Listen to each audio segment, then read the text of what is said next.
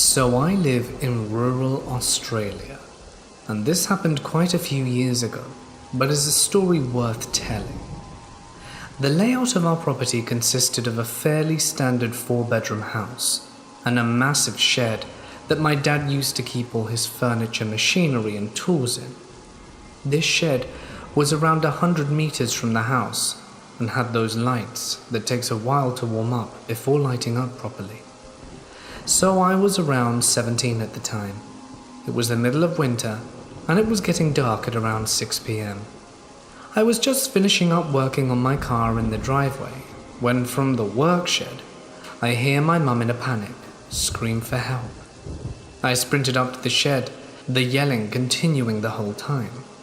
I assumed she had walked into the shed for something, and instead of bothering with waiting for the lights, she walked in the dark and tripped on something. I ran into the shed and hit the lights, grabbing a torch, because it was pitch black inside. This closed the shed. I heard my mum yell my name once more clearly, in pain and coming from the far side of the shed. I started walking my way back to the shed, yelling to my mum, but not getting any replies. When I get about halfway, my dad sticks his head in the door and asks what I'm yelling about. I'm telling him about Mum being in trouble and he pauses and quickly tells me to get out of the shed and that Mum is fine.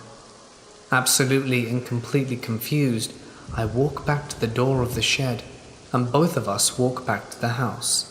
I'm shaken and I keep telling him I swear Mum is hurt in the shed. When we get back to the house, Mum walks out the front door drying her hair with a towel after getting out the shower. I didn't know how to react.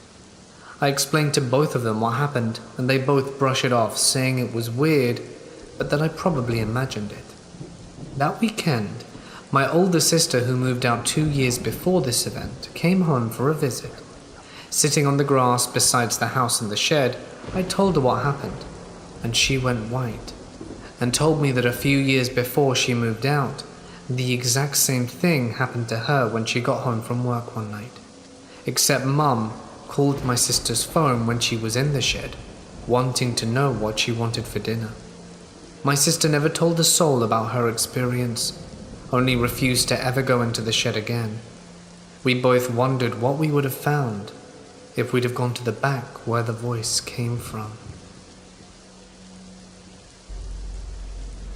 I'm from a very small, very rural town with around 200 people. 25 miles from the nearest bigger town. Somehow, we have an elementary school, and when I was going there, it was K-8. The entire time I went to school there, I felt as if I were being watched. Going to the high school in the next town solidified that something was off about that building, as the feeling went away entirely. Everything that happened was specifically centered around the girls' bathroom and the gym. I'm just going to kind of list these by what grade they happened to me in. While I was in 1st and 2nd grade, handprints would appear on the mirror in the girls' bathroom. Now obviously kids' handprints, but higher up than any of us in the class could reach. No one would own up to it, but it could be explained as an older kid, not wanting to get in trouble for making a mess. As far as I remember, however, some of them would appear first thing in the morning, before any kids had arrived and after the bathrooms had been cleaned the previous evening. In 3rd grade, I went into the girls' bathroom and went into the middle stall. The other two were open and empty, yet once I sat down on the toilet, I saw shoes in the next stall next to mine and got chills down my spine. I left the bathroom as quickly as I could. I should also mention that the stall I was in, I saw shoes, and also had the mirror on the other side of it. In 4th grade, I saw a tall blonde girl standing on the bench behind me in the mirror. I turned around and she wasn't there. When I turned back to the mirror, she was gone. In 6th grade, I was in the balcony of the gym with some friends after basketball practice. In one corner of the gym, there was paper posted with recess rules. The paper definitely didn't face of its own accord. Something grabbed onto it and pulled it entirely off the wall. I remember the room going cold, and we pretty much booked it out of there and went our separate ways. In 7th grade, I got my first cell phone. The computer lab is separate from the school, and its porch was a common hangout spot for kids in town after school and during the summer. We were screwing around with the negative setting on my new phone, taking pictures in the back of the school. The back door is right next to the entrance to the previously mentioned corner of the gym. The doors have windows in the top half, and in one of the pictures there was an obvious head in the corner of the windows. In the pictures taken before and after, there was nothing there. Not sure if it had anything to do with the negative setting, but I'm not sure we would have noticed it without it. No one was in the building.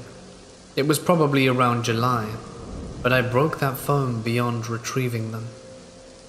In 8th grade, I finally asked my mum if she thought the school could be haunted, as she is not from around here. She suggested that I ask my aunt, who has lived here all her life. I asked my aunt straight up if she thought the school was haunted, and immediately said, "Well, you know your cousin died in there, right?" I told her I'd heard a story of a girl who collapsed and died during PE a long time ago. In the corner of the gym, there were a few weird things that happened. My aunt told me that was my cousin Lisa. She was 11 when she died of a heart condition no one was aware of.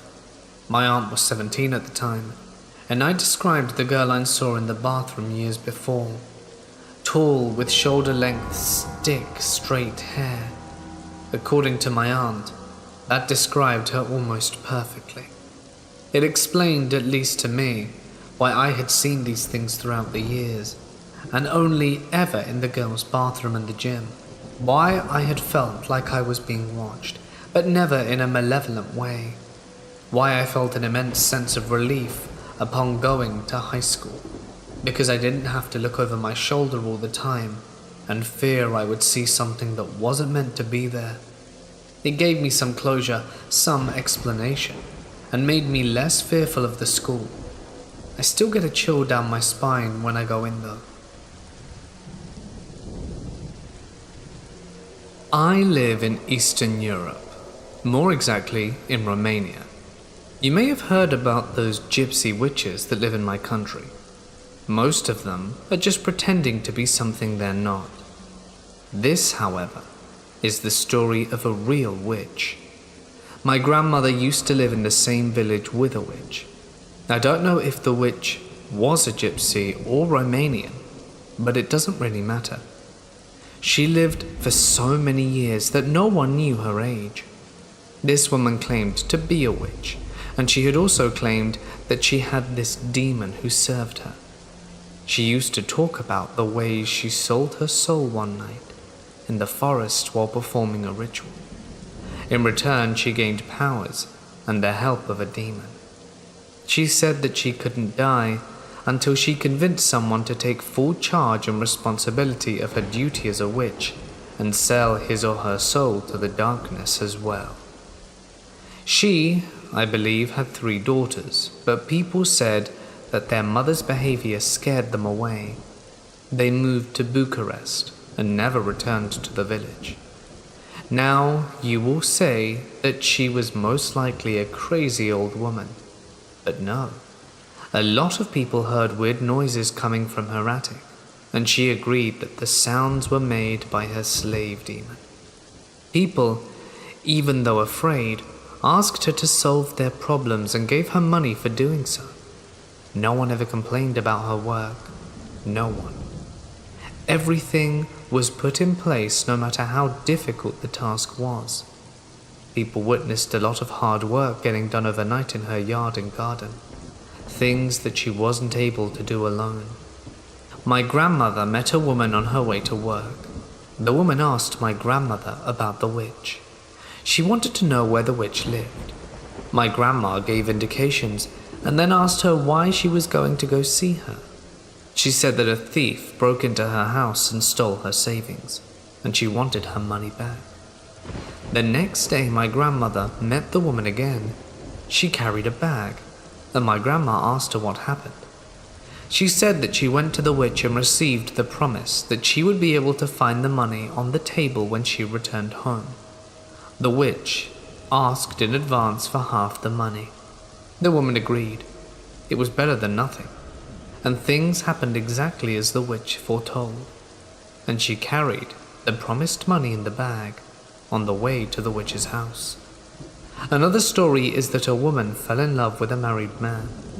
She went to the witch and told her that she wanted that man. The witch asked her if she wanted the man no matter what the consequences were. She said yes, and in less than a month, his wife got ill and passed. He remarried, and he got married to the woman who asked for his wife to fall. That's why she was seen as a powerful and real witch. For sure, she had some supernatural powers. Unfortunately, I don't know if she's still alive.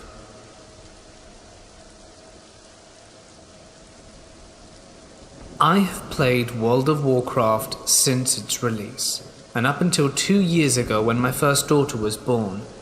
I met my husband because of the game and had 2 babies. That game saved me from the cruel reality that I was forced to endure at the hands of my father. I was safe in this virtual world, away from his sick perversion and harsh words and actions. I loved to raid a lot, I mean religiously. And as a 16-year-old girl playing a game dominated by men, I got a lot of attention, 90% of it being negative. This is one of those, although I didn't think so at first. My guild and I were raiding, and our main tank was sick, so we were low for a body for Nax. We found a new tanker from a sister guild and began our raid night. I was a healer and was assigned to said new tank. He was super nice, very talkative, and we talked a lot that night, even long after the raid had ended. We even went so far as to exchange MySpace and email. His name in game was Razor, so that's what I always called him. My name in game was Chastity, so that's what he called me. We didn't use real names, and I'm so very glad that never happened. We spoke for ages, and I was thrilled to discover he lived not 25 minutes away. Now, seeing as how I was a 16-year-old girl, I posted way too much information on MySpace. Razor and I spoke for weeks and weeks, and he was so nice and even helped me through a tough breakup. We talked on the phone until the wee hours of the morning, and he listened to me cry and offered kind advice to a very lonely, stupid teenage girl. Keep in mind, he said he was 27 at the time. Looking back at this now, I realize how creepy it was becoming a lot earlier than I noticed it back then. He started flirting, and I must admit I flirted back too. But then he got sexual, and as a 16-year-old girl I lived for attention. Then his emails got slightly violent.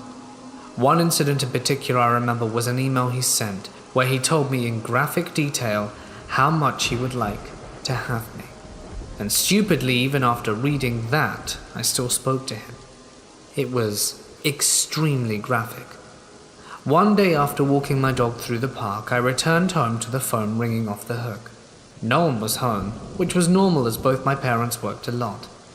I answered it and it was him. The first thing he said was, "I saw you today. You're so cute." He described my dog, everything, what I was wearing and even my makeup. Why didn't you say hi?" "Oh, I didn't want to scare you.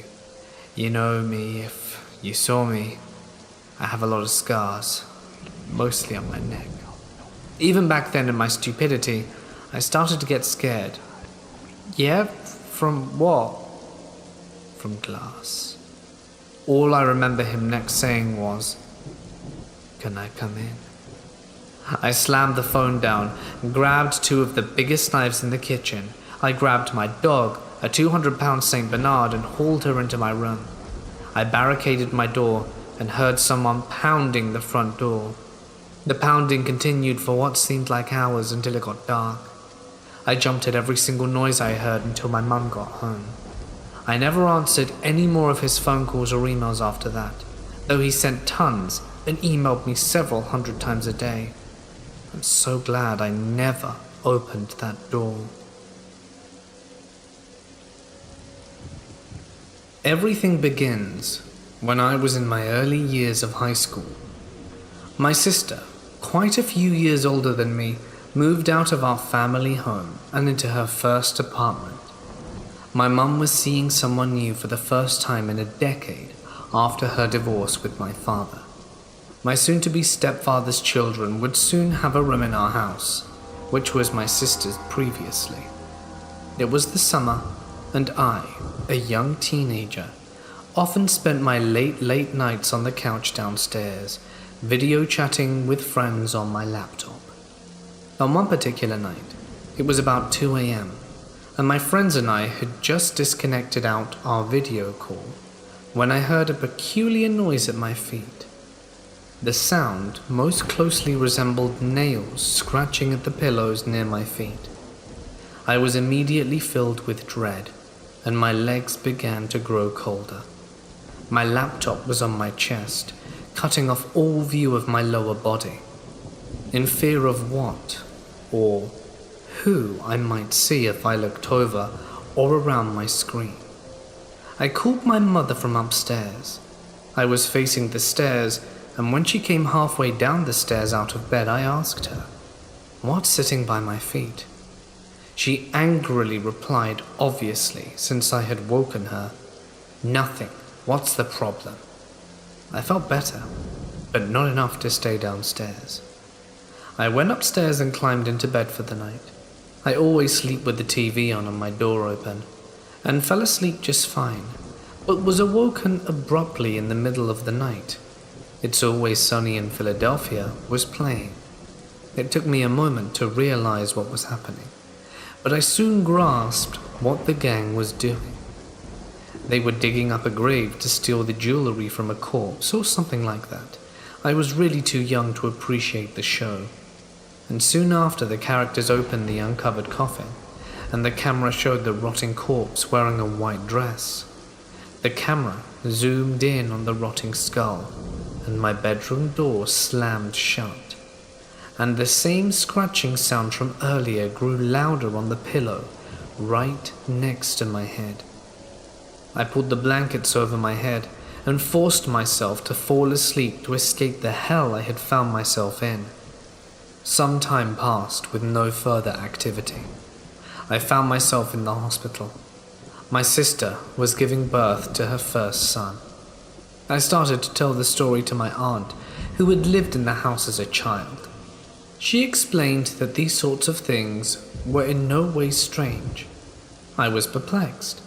She described that when she was younger, a woman would often appear behind her at the top of the stairs.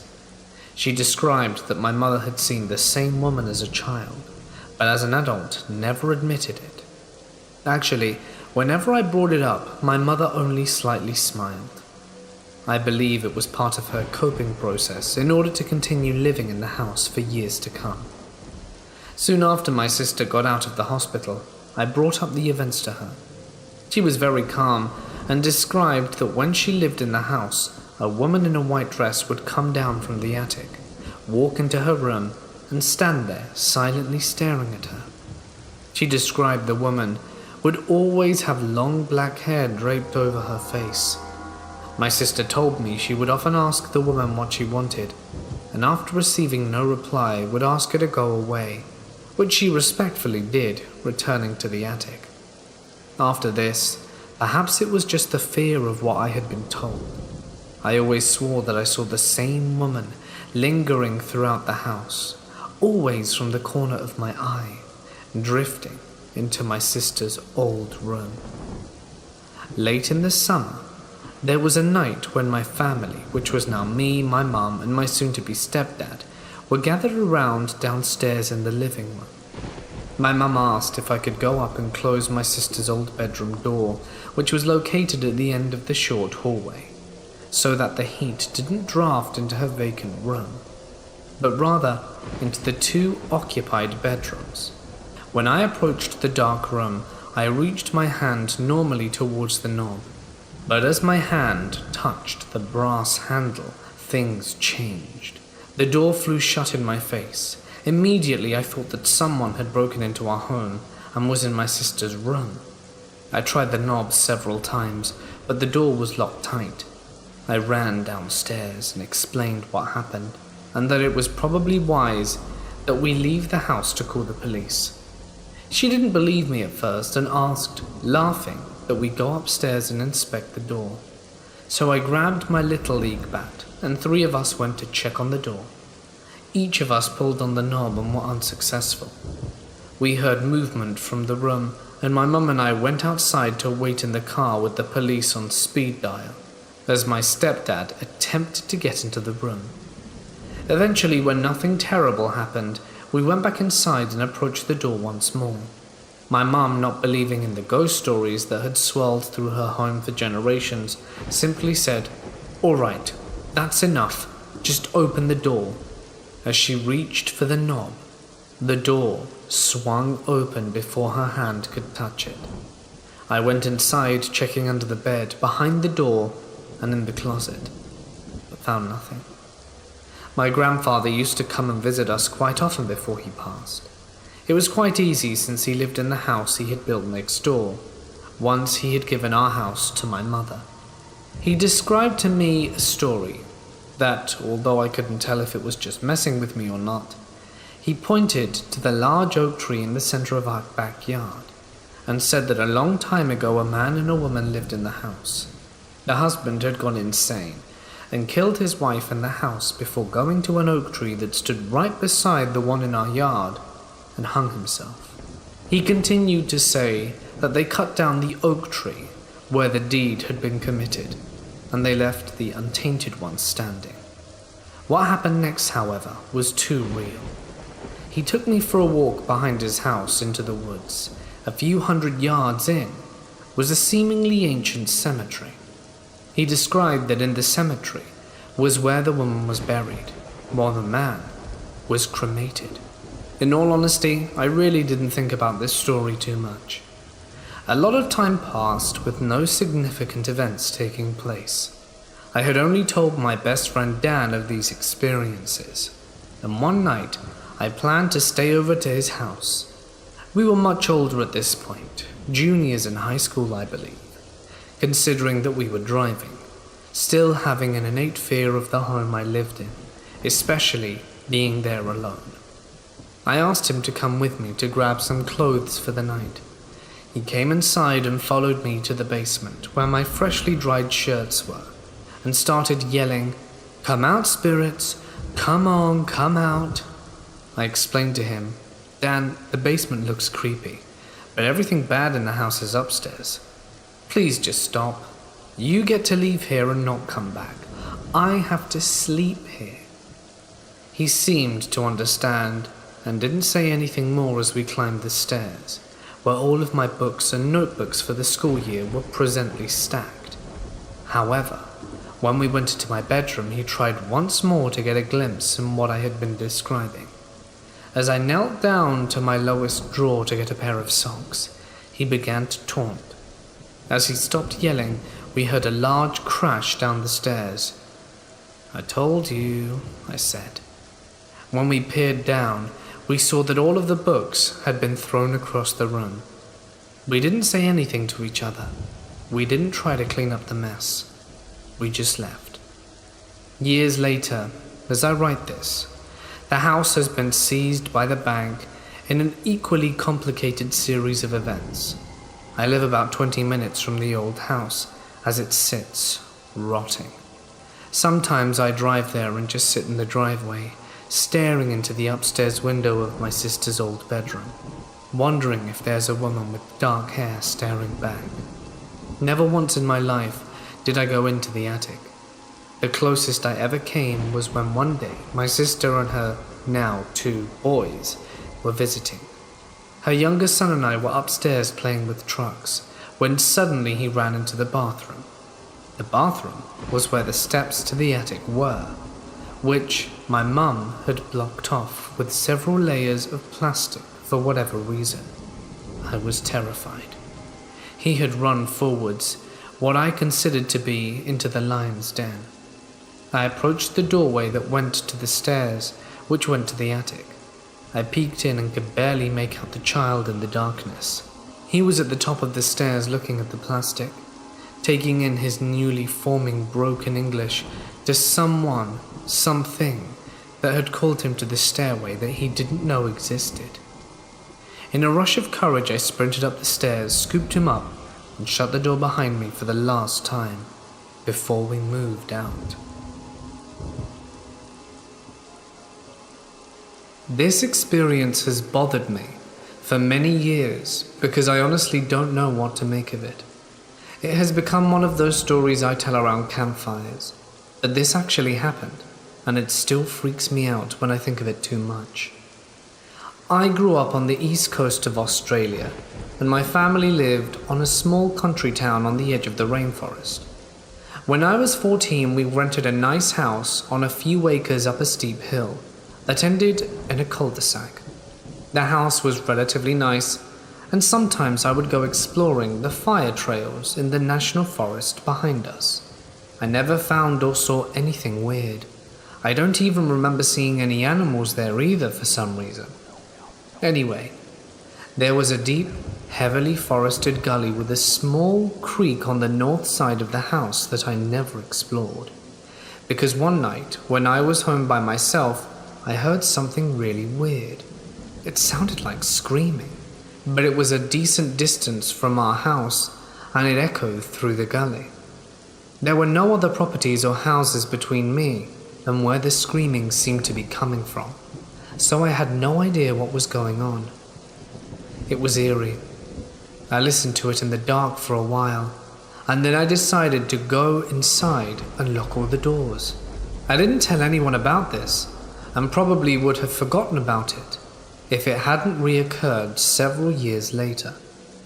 By the time I was 17, we had bought a property and built a house down in the valley across the creek, not very far from where we were renting a few years prior. It was a beautiful property that was skirted by a nice little creek with thick rainforest on three sides. I had kept up my habit of exploring the surrounding areas on foot, and in my 4WD, I knew it like the back of my hand. We had a large circular driveway that came down to the house, wrapped around a large beech tree, and connected back up with the road at the top of the property. The east side of the driveway had heavy bushland, and one night, or early morning around 2 a.m., I was coming home from my girlfriend's house, and my parents had left the front porch light on for me. I would always round the driveway and park the car on the east side incline, besides the bushland. As I was locking the door to the 4WD, just as I removed the key from the door, I heard it again, in the bushland, maybe 20 to 30 meters in front of me. But the bush was so thick, I couldn't have even seen a meter into the scrub. The light from the porch just lit up a dark wall of vegetation. It was in that moment I realized that every horrific scream I had heard prior to that moment in my life was not totally real. This one was different. It was real. And the difference chilled me to the bone. This person, it sounded like a woman, was being hurt brutally, and seemed as though their lungs would turn inside out from the agony. It sounded like they were trying to cry for help, but were in too much pain to make out any definite words. I stood there in shock for a moment, as I realized this scream was the same one I had heard years before, but this time closer. I went inside and woke up my parents, and we all stood on the front porch and listened for a few brief moments while we tried to decide what to do. My dad and I decided to investigate, and my mum called the police, who would have been useless anyway because we were so far out in the middle of nowhere. The screaming stopped, but we knew exactly where it was coming from. I grabbed a large cane knife, the best weapon I had in a country that outlaws firearms, and my father grabbed our spotlight. We got into the 4WD and drove around the bushland, shining the spotlight in the area where we were sure the noise had been coming from. There was nothing. The police never came. But we drove around for about an hour, thinking maybe the source of the noise could have moved. But the scrub in that area was so thick, they wouldn't have been able to move very fast except on the fire trails we were using. And we covered those extensively in a short period of time, on the 4WD. The next day, I fully expected there to be a news report of a grisly death in our area, which would have been very uncharacteristic of our lazy little town. I thought there was no way of whatever was making that noise would have been able to not leave a huge mess for someone to find, but there was nothing.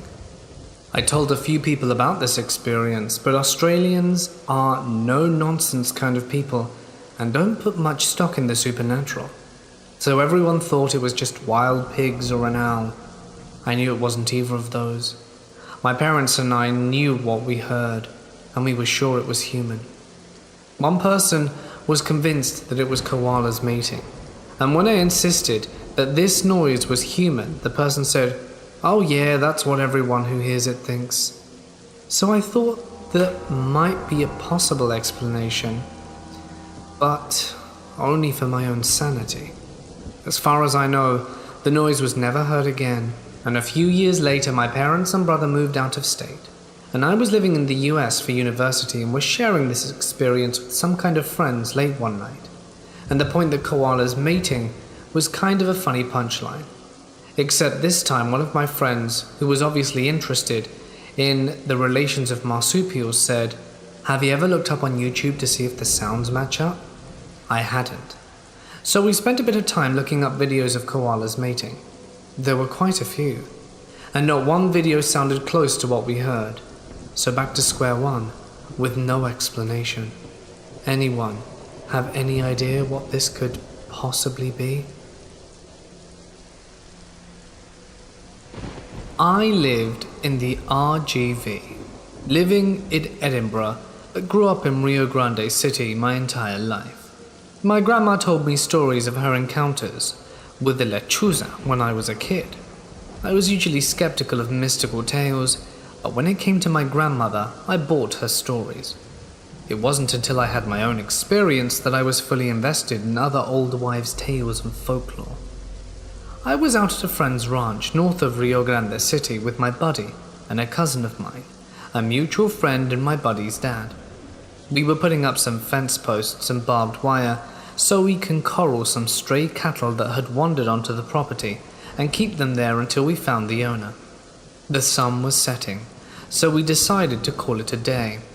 We built a bonfire close by and huddled up in an unfinished ranch hand's house, basically a concrete slab surrounded by 4 walls and no roof. We were drinking and just shooting the breeze and telling stories from high school, when eventually we got to stories of the paranormal. My buddy is a huge skeptic, mostly because he's afraid of it. So he kept trying to steer the conversation away from ghosts and such. I decided to share a lechuza story my grandmother told me. Once I got to describing the creature, we heard an ungodly screech, almost ear-piercing. We all turned to look in the direction of the screech, and before my eyes can adjust to the darkness, I hear my buddy screaming that it's a lechuza, and he hauls ass to the main ranch house a few hundred yards away. I turn back to the darkness and see a giant silhouette of an owl perched on one of the posts we had driven earlier in the day.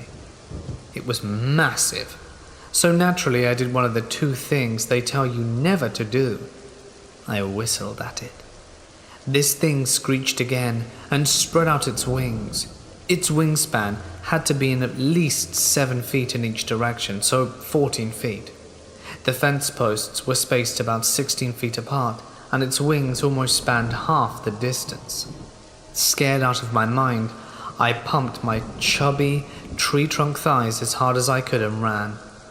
As I had the back door to the ranch house in view, I got to see my buddy run in and close the door behind him. My cousin and our friend got there moments later too, and I hadn't noticed they took off right after my buddy, and were kicking and pounding on the door nearly in tears. I get about halfway there and look back to the unfinished house and see the gigantic bird perched up on one of the walls, its face catching the moonlight as it cocks its head sideways, kind of how a dog does when they hear the owner make a strange sound. In the mere moment of its face being lit up, I swear I was able to make out human-like features with a bonfire lighting up the area behind it. I finally reach the ranch house and my buddy's dad opens the door and we're almost in tears. I rush in, close the door behind me, and my buddy's dad demands to know what's going on. Trying to catch my breath, I tell him with the others adding their points of view as well. We all look out the back door to see if it's still there, and just try to convince ourselves that we saw a regular owl, and my buddy's dad called us some rude names between chuckles. We scanned the horizon, and I'm armed with a baseball bat I found at the back door, my buddy with his firearm, and there's no bird.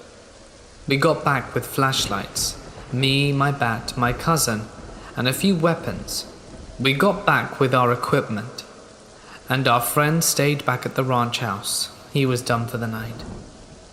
We get back to the bonfire to snuff it out. Smokey the Bear was always kind of an influence on me, and we investigate the surrounding area. My buddy's dad breaks off from the group to check out the fence post to make sure they're undisturbed, while we just hang back to think what happened. After a bit, we go join my buddy's dad and find him standing in front of the post we had originally seen the lechuzas perched on. We never told him which one specifically, so I was kind of surprised to see him at the one. And then we saw the claw marks.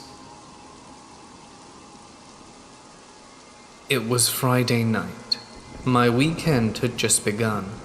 I was on Xbox Live and playing Overwatch and eating now cold pizza, like lots of my friends were.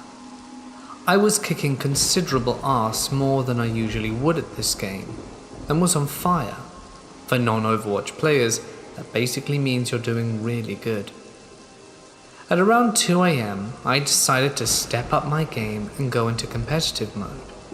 I got into a match at King's Row, and I was playing Pharaoh on defense. I got a 15-player kill streak, but noticed 5 of these kills were on the same guy, a Bastion. I remember his username. The match goes on for another minute, and then I get an invite to a party. The gamer tag was the same as the Bastion I had killed for the 6th time. I wasn't in a party, since all my friends had called it a night, except for me at that point. I decide that whatever he wanted to say could be interesting, so I added him. Now I usually expect some kids a few years younger than me to be talking slack, but to my surprise it was a grown man on the other end. More to my surprise, he sounded in his 30s rather than close to my age, and he had a thick Spanish accent. Immediately this guy starts cussing me out. I can't lie when I say I half expected this to happen when I got a party invite. Now, I have the mentality that when you're a jerk to me, I'll return the favor, and replied with the classic, "Oh, you mad, bro?" The guy doesn't acknowledge what I say. Instead, he starts raging on me and saying how he's going to do terrible things to my entire family. Some of the things he said sort of shocked me, but I was just like, "Bro, take a chill pill." "No, I don't want..." And then he stopped. I noticed why. ADVA on our team had just killed his Bastion hero again. Now this is where things get scary. It sounded as if he turned into a rabid animal that was trying to suffocate itself in the mic, screaming, howling and spitting. It's difficult to describe exactly what sound he was making. Inhumane noises were coming from the other end of the mic, as if he were being gutted and possessed by a demon at the same time. It was a grown man, which made the entire thing scary compared to laughing my butt off when a 12-year-old loses it. The match ended, the enemy team didn't even get payload moving, and the man loses his mind. I decided to be an ass again, and not take this guy's crap. Look, it's not my fault you're not good at the game. You're just being treated like a child. Grow up, man. The Spanish guy didn't like this. He screamed down the microphone for 20 seconds. It started getting all crackly. He then removed me from the party. And since the match was over, I called it a night. My overall reaction to what went down was, well, that was something. I logged out, turned off my Xbox and went to bed. As soon as my head hit the pillow, I realized how much of a dumbass I was for not recording it for my friends.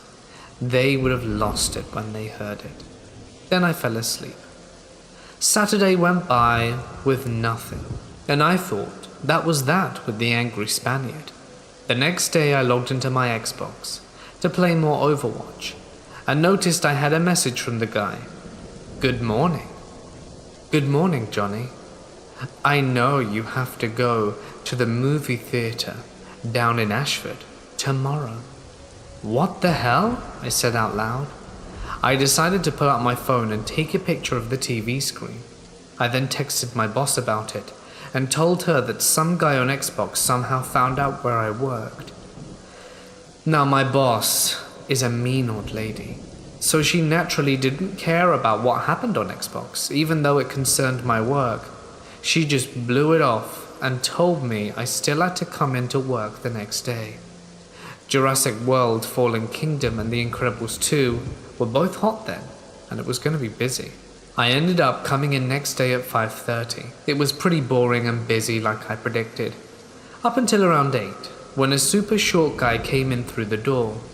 It was loud and crowded, but the guy hollered my full name, some thick Spanish accent, the same one from Xbox. It was him. I still to this day don't know where he got my info from or why he decided to come all the way out to where I worked. The theater fell silent. I just walked to the back room where my boss was and told her that the guy from Xbox was inside. She repeated, "I don't care what happens to you on Xbox, get to work, we're busy." I repeated to her that the guy was inside the building. I didn't know if he wanted to hurt me or not, and that I was going to call the cops. I called them, and it wasn't until they arrived and spoke to me privately in the back room that my boss ended up taking me seriously.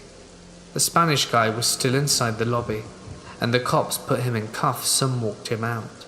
This is according to my boss, as I was in the back room and couldn't witness it. I still haven't heard anything from them, and I still don't know how he found my information or why he came all the way to where I worked, and I still don't know what he planned to do to me. Either way, I'm still a bit shaken up over it. I don't know if he knows my home address or not, and I'm pretty much on guard 24/7. Either way, I own 2 dogs that can scare anyone off, but I'm still pretty terrified of this guy. I contacted my police department a little later and heard they had taken the guy on Monday, so I have the satisfaction knowing that he didn't get away. They're still being stingy on the info and won't even tell me his name because of all the security garbage. I'm waiting for a full report on this guy. They promised they would give me one soon. I don't know how long it's gonna be, but I'm just gonna try and not focus on that guy for now. So insane, pissed off guy from Xbox Live that stalks teenagers and visits them, I hope I never have to meet you again. I was dating a girl on the rifle team I was on. We stayed late after school and practiced shooting. We were in ROTC. This was in Alabama, in the 90s. We stayed up until 7 p.m, then her mum would pick us up. We'd normally wait in the band room because it looked out onto the parking lot. This night it's late, dark, cold, wintertime, and the only people in the building are me, her, and our sergeant major, who was a tunnel rat in Vietnam, by far the hardest and most intense man I'd ever known. And the dude really inspired me. Great example of humanity. Anyway, me and her are standing in the band room, looking out this window, when about 6 feet away from us this huge double set of tubular bells suddenly starts vibrating and shaking violently. I turn and look at it, and before I can say anything, the whole instrument flies at us, flipping over at the end. It crashes past me about 2 feet away and smashes into the wall on the other side of the room. I hit 100% pure flight or flight panic. I don't look at her. I don't say, "Hey, did you see that?" I just bolt and run as fast as I could for the sergeant major. I didn't look back. I didn't stop. I find the sergeant major in his office, and only then do I stop and turn around. She's half a step behind me, completely pale. We freak out, tell him everything, and he just tells us to stay in his office and goes to look. He comes back a minute later and asks if we were messing with the bells, because they are a mess on the floor, and we say no, and explain it again. The sergeant major just nods, and we all wait in his office. Then he escorts us out to her mum's car, through the band room. That was the last I ever heard about it from him. Me and the girl stopped seeing each other, and I've lost contact with her. But I'm positive she would tell the exact same story.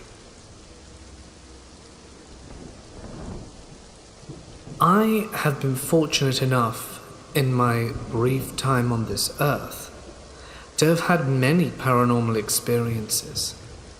I recently noticed activity has spiked at my house as well as my girlfriend's, but the activity at my girlfriend's is much creepier, unfortunately for her. My girlfriend has talked about how she always has these uneasy feelings whenever she's home alone, and about the experiences her older siblings have had and such, like knocking and scratching. Her siblings have long since moved out, and both her parents work and travel, so a lot of the time it's just me and her at the house. At the house, they have a walk-in attic. Basically, it's on the same level as the rest of the second floor, and both upstairs rooms share a wall with it.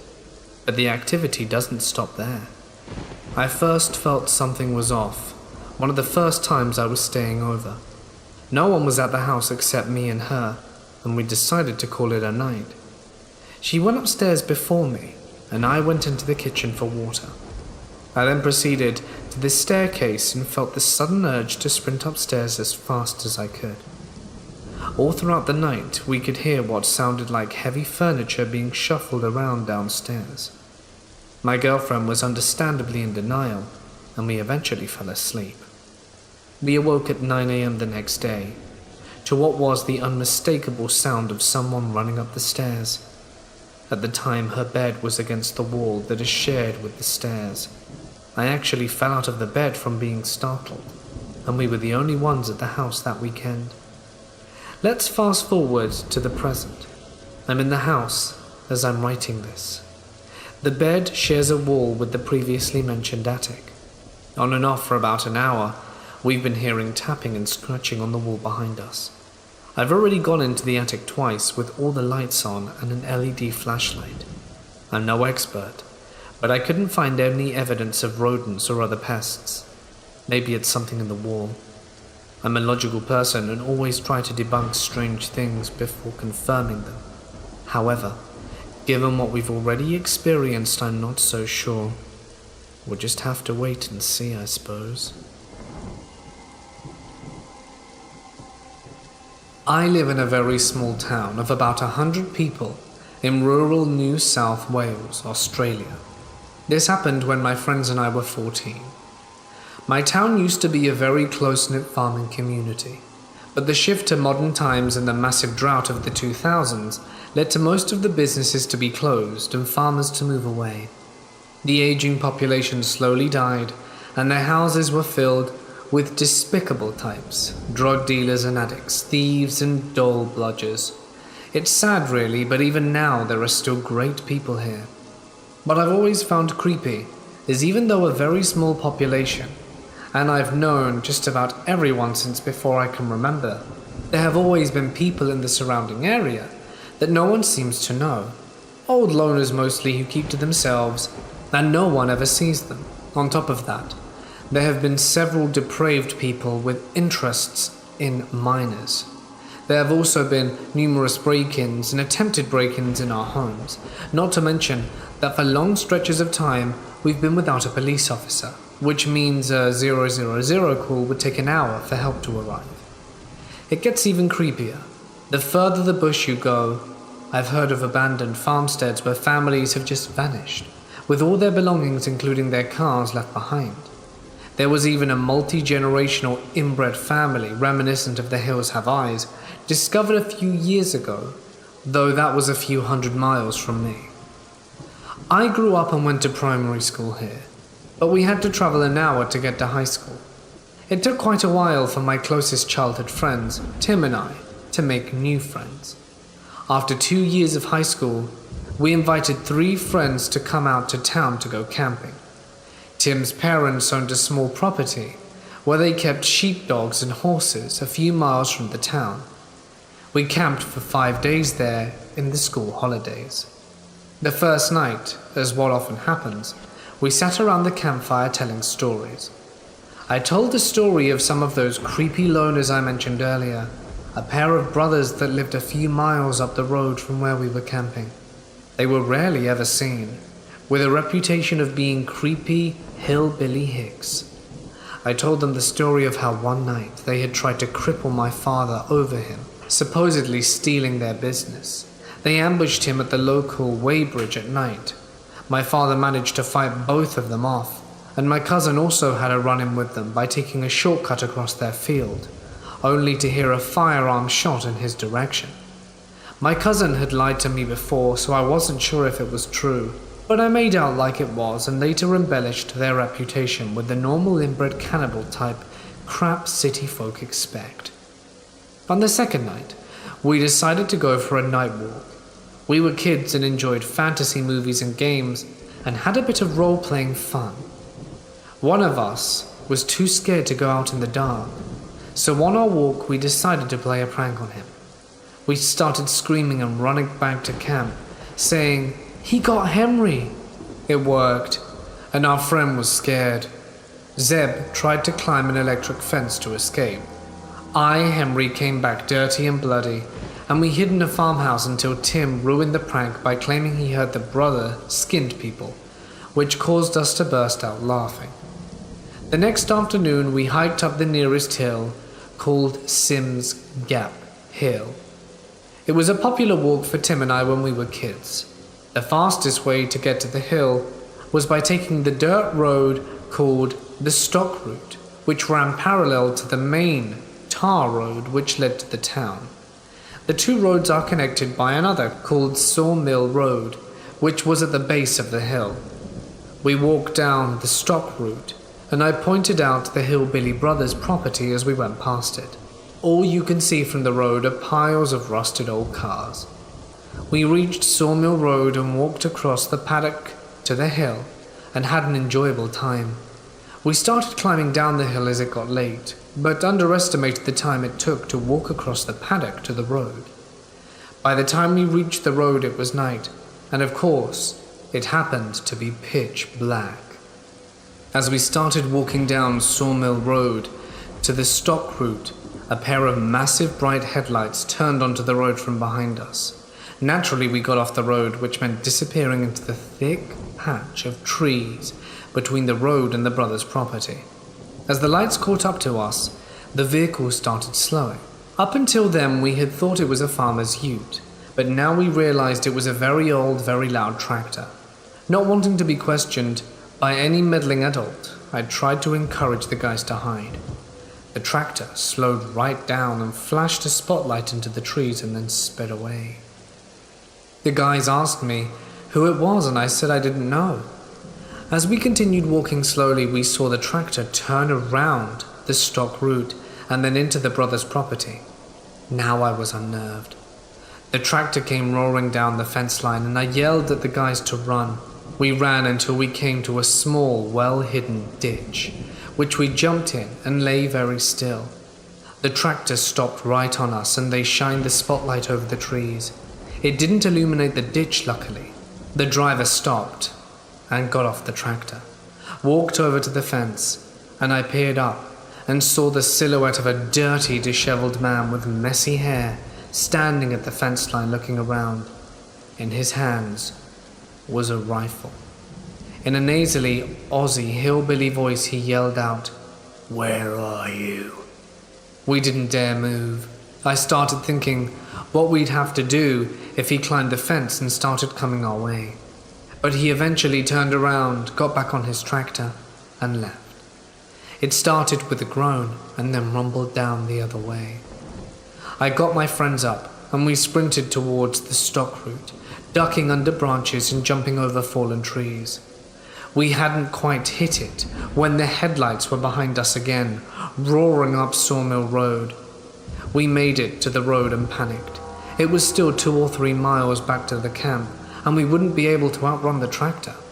On the other side of the stock route was a state forest, with tens of miles of twisting dirt roads and motorbike trails and goat tracks. Despite how dark it was, with the strong possibility of getting lost, we dove in there. We hid as he went past us again, finding a forest road which led back to the general direction of town. We followed it for a while, wondering if he had given up, and if it was safe to go back on the stock route. Then he was in front of us, blinding headlights roaring down the forest road. We jumped back in the trees and decided to run. We ran straight past him. Behind us, he turned back on the stock route and chased us again. He circled us 4 times with us hiding, then running, then hiding, then running.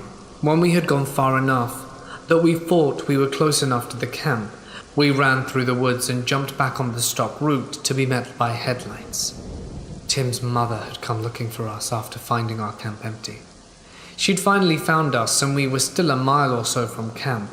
We quickly piled in and she drove us back. We told her what happened, but she and my parents just said they're weird people and to stay away from them in future.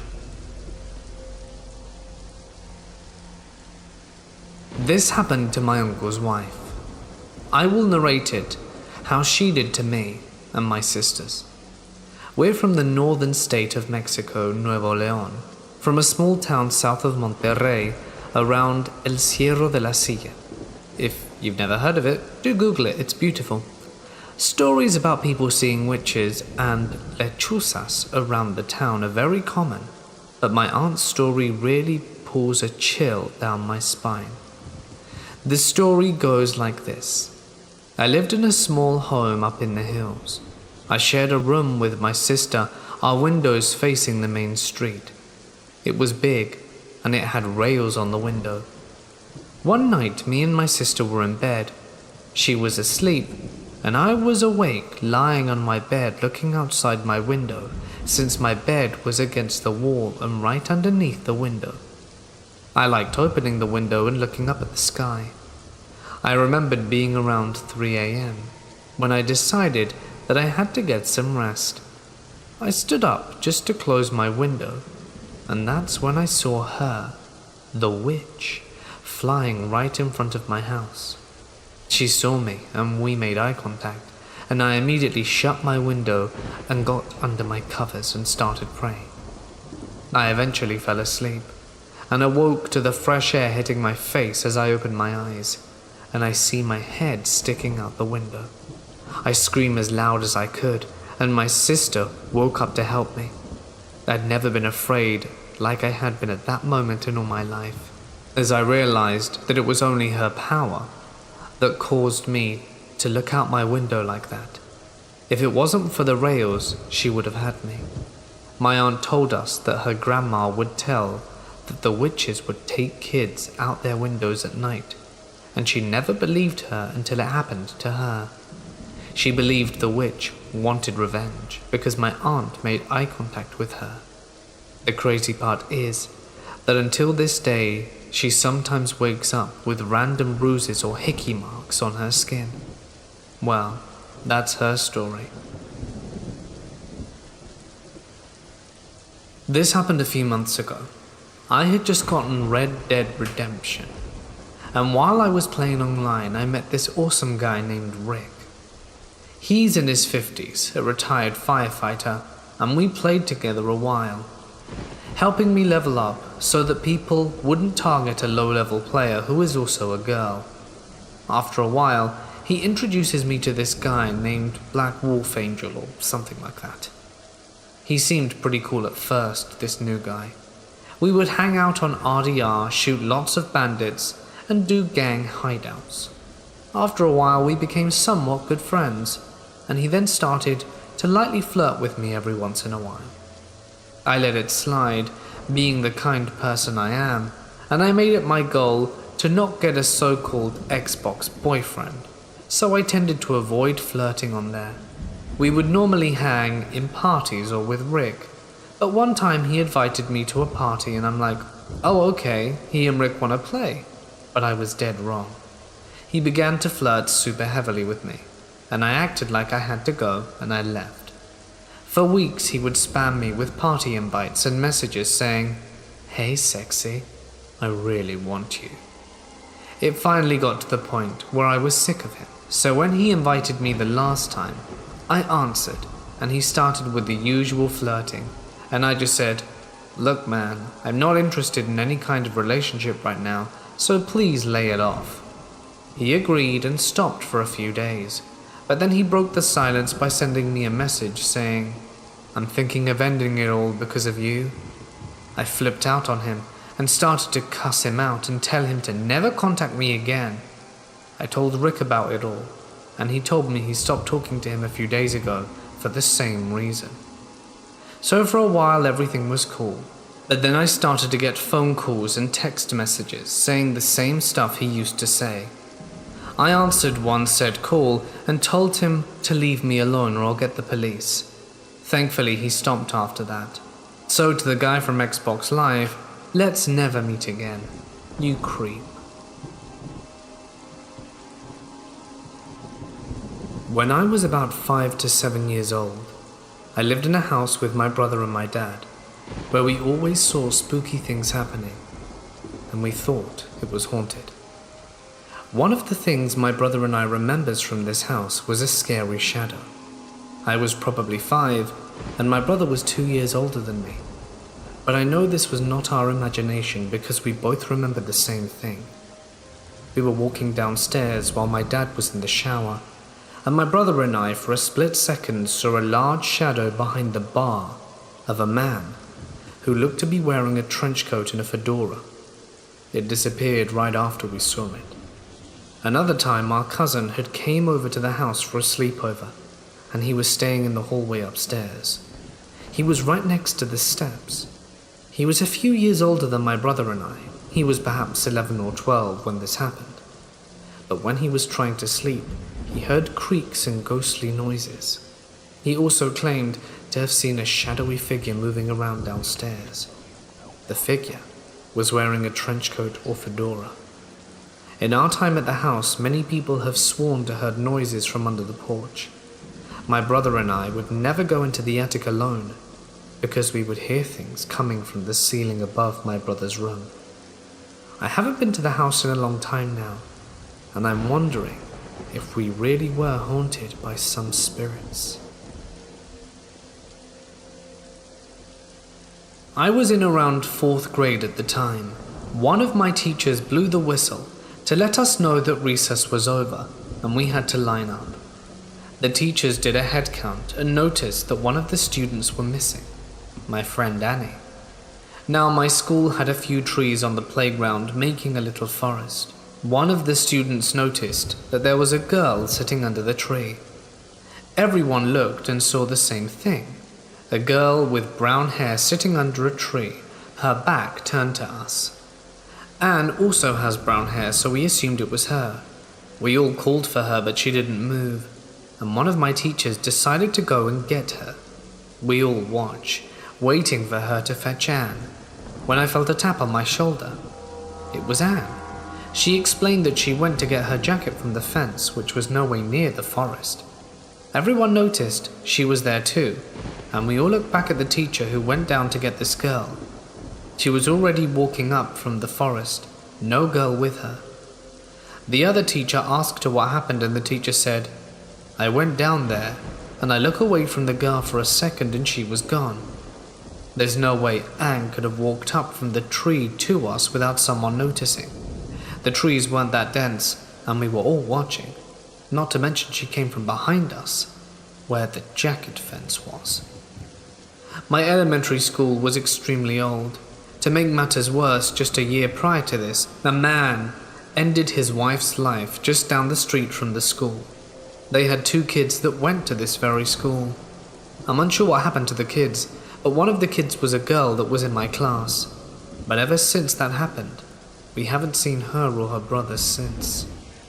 Maybe she perished and is now haunting the school. I don't know, but the memory of the ghost girl still haunts me. Norwich is an old medieval city in England and has lots of beautiful and interesting old places to visit. One of its most famous buildings is the towering Norwich Cathedral, opposite Tomland, which sits down by the river Wensum. Anyhow, busy exploring my new city one Saturday, I visited the cathedral, and after wandering the building, decided to explore the cathedral close. It was late, a sunny afternoon in October, with lots of autumn leaves on the ground, and I was really enjoying my walk when I stumbled upon a cobbled alley at the end of some houses, and decided to see where it led. The floor and walls were cobbled, and the walls maybe 10 foot high, so I couldn't see over them, but I could hear people in the gardens on the other side talking and children playing. Although I was on my own in the alleyway, I didn't feel alone. But as I began to walk on, the alley began to twist and turn, and although the sky was blue overhead and the sun was still out, I began to feel increasingly uneasy. I could no longer hear voices coming from the other side of the walls, and when I thought about it, realized that in fact I couldn't hear anything. No birds, no traffic, not even wind, and yet the cathedral is in the middle of a reasonably sized city. I began to feel nervous, and my scalp started to prick, and so I began to up my pace, telling myself that I'd been walking a while, and that the alleyway couldn't go on forever. But as I turned each blind bend, hoping to see the end of what was beginning to feel like a maze, I was only met with another stretch of alleyway. I began to jog, and although I hadn't seen anyone since entering the alleyway, and couldn't hear any footsteps on the cobbles behind me, I had the growing sensation that someone or something bad was following me close behind, and that the walls were pressing on. I started having difficulty breathing and realized I was also beginning to feel dizzy. I didn't want to pass out alone in this alleyway, and so decided to run. After what seemed like forever, I turned another corner and suddenly sprinted out onto a perfectly normal-looking street down by the river, and the city sounds returned. I realized I was shaking, my hand and forehead dripping with sweat, and didn't have a clue where I was. I sat down on a wall and had a cigarette, and pulled myself together, and then stopped to pass by and asked for directions back to the market square in the middle of town, from where I could find my own way back to campus. It didn't take long to walk back to the market square, but when I checked my watch, it turned out that I had been in the alleyway for nearly an hour. It didn't make any sense, as I couldn't have walked that far, but I didn't want to know too much about it, and told myself that maybe it was all the twists and turns the alley had, and that added to the time. At class on Monday, I was telling a few people about the alleyway in the cathedral grounds, and how it had suddenly turned really spooky, when one of the mature students on our course, who had lived in Norwich for years and knew a lot about its history, overheard me. She asked me if the alley was an old cobbled one with high walls that led off the cathedral close, and I said yes. She took me aside and quietly explained to me that she wasn't surprised I'd felt what I did, because that was the alleyway they dragged people accused of witchcraft along before burning them at the stake, as Norwich has a huge history of witches. But the kicker to this story is that though I lived in Norwich for a number of years and often visited the cathedral, I never walked that alleyway again because of what happened, until that afternoon one day, when a friend from overseas was visiting. I took her down to the cathedral, and while there told her about the alleyway and what I'd experienced. She insisted that we walk it, and when I stalled and started to make excuses, promised me that if things started to go bad, we would just turn back, and she would stay with me at all times. Reluctantly, I agreed.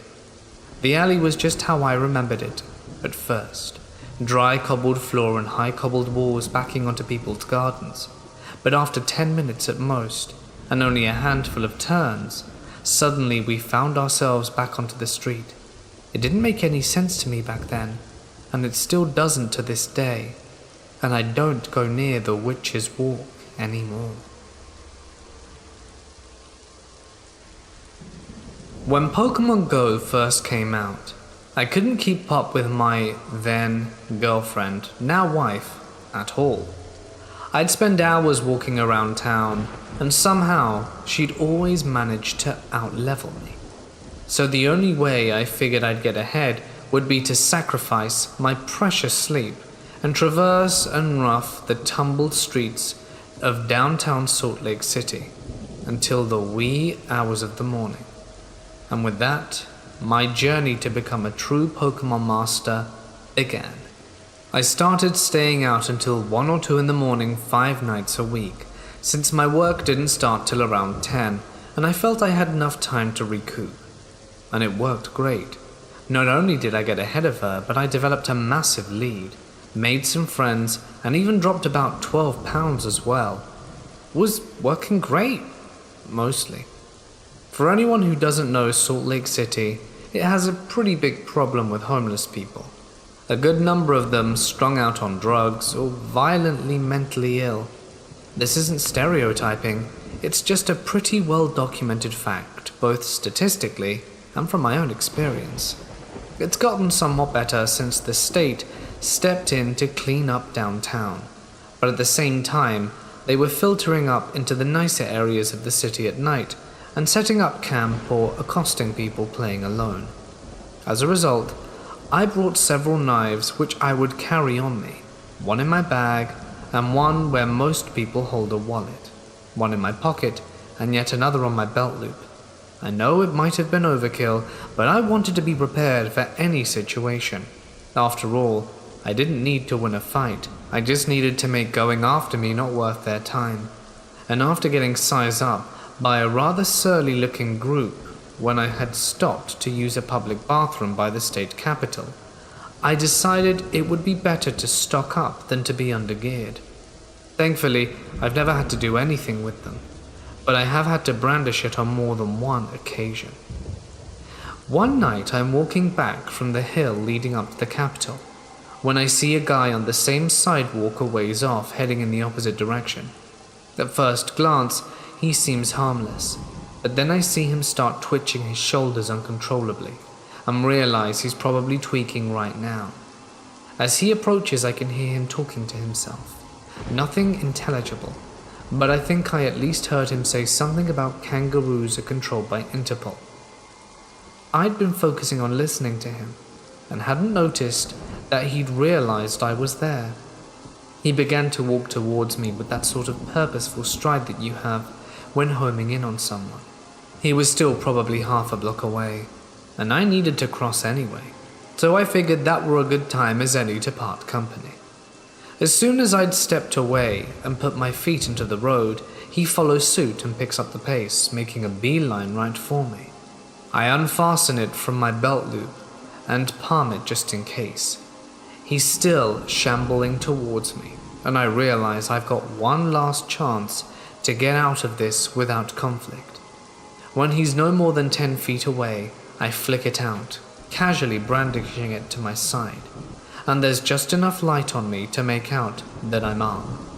The guy stops in his tracks and just walks back to his side of the road as I continue my walk to the throng of people gathered at a small park with 4 stops all lured up in the hope for a Dragonite spawn.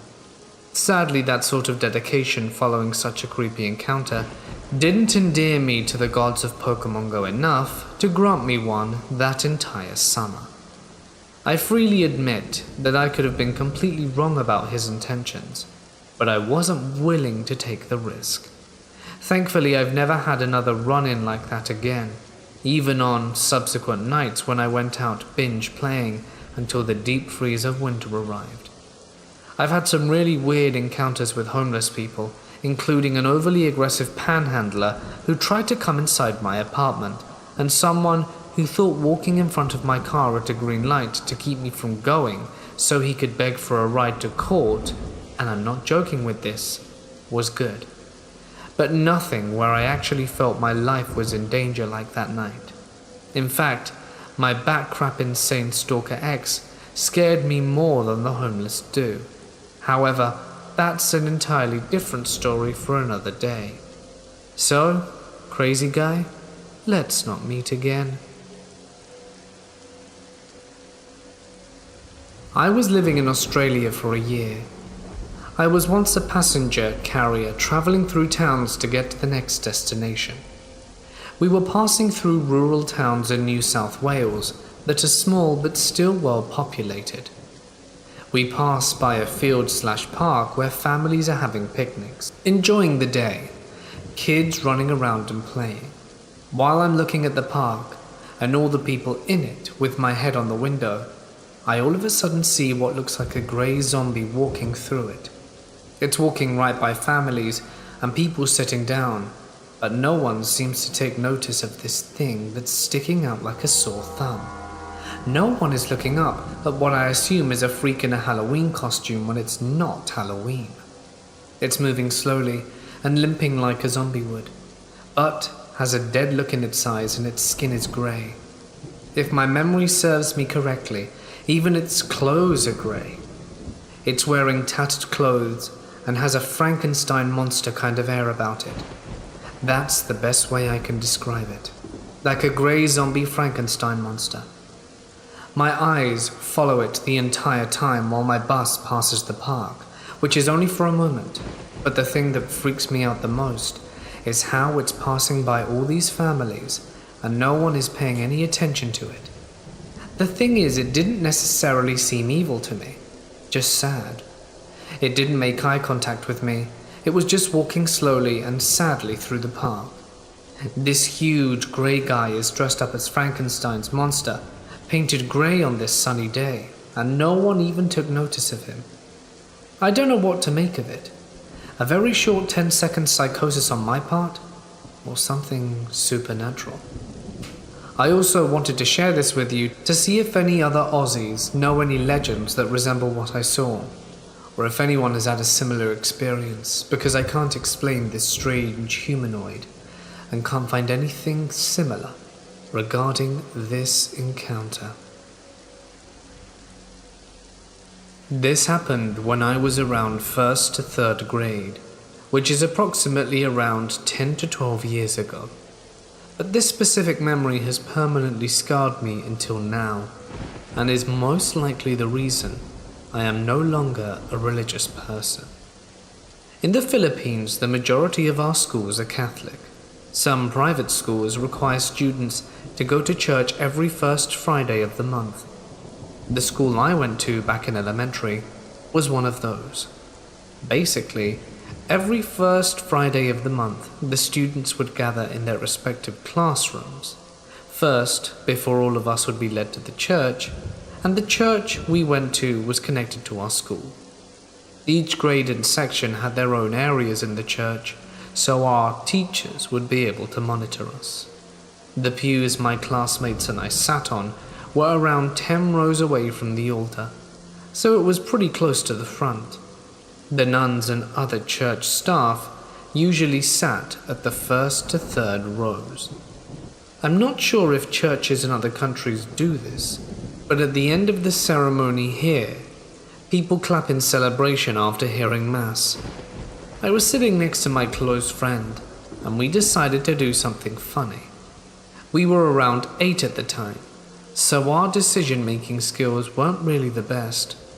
While the priest was saying the final blessing before ending the Mass, my friend and I decided to clap. It was only one clap, but it was a loud one. The sound echoed in the church loud enough to catch the nuns' attention.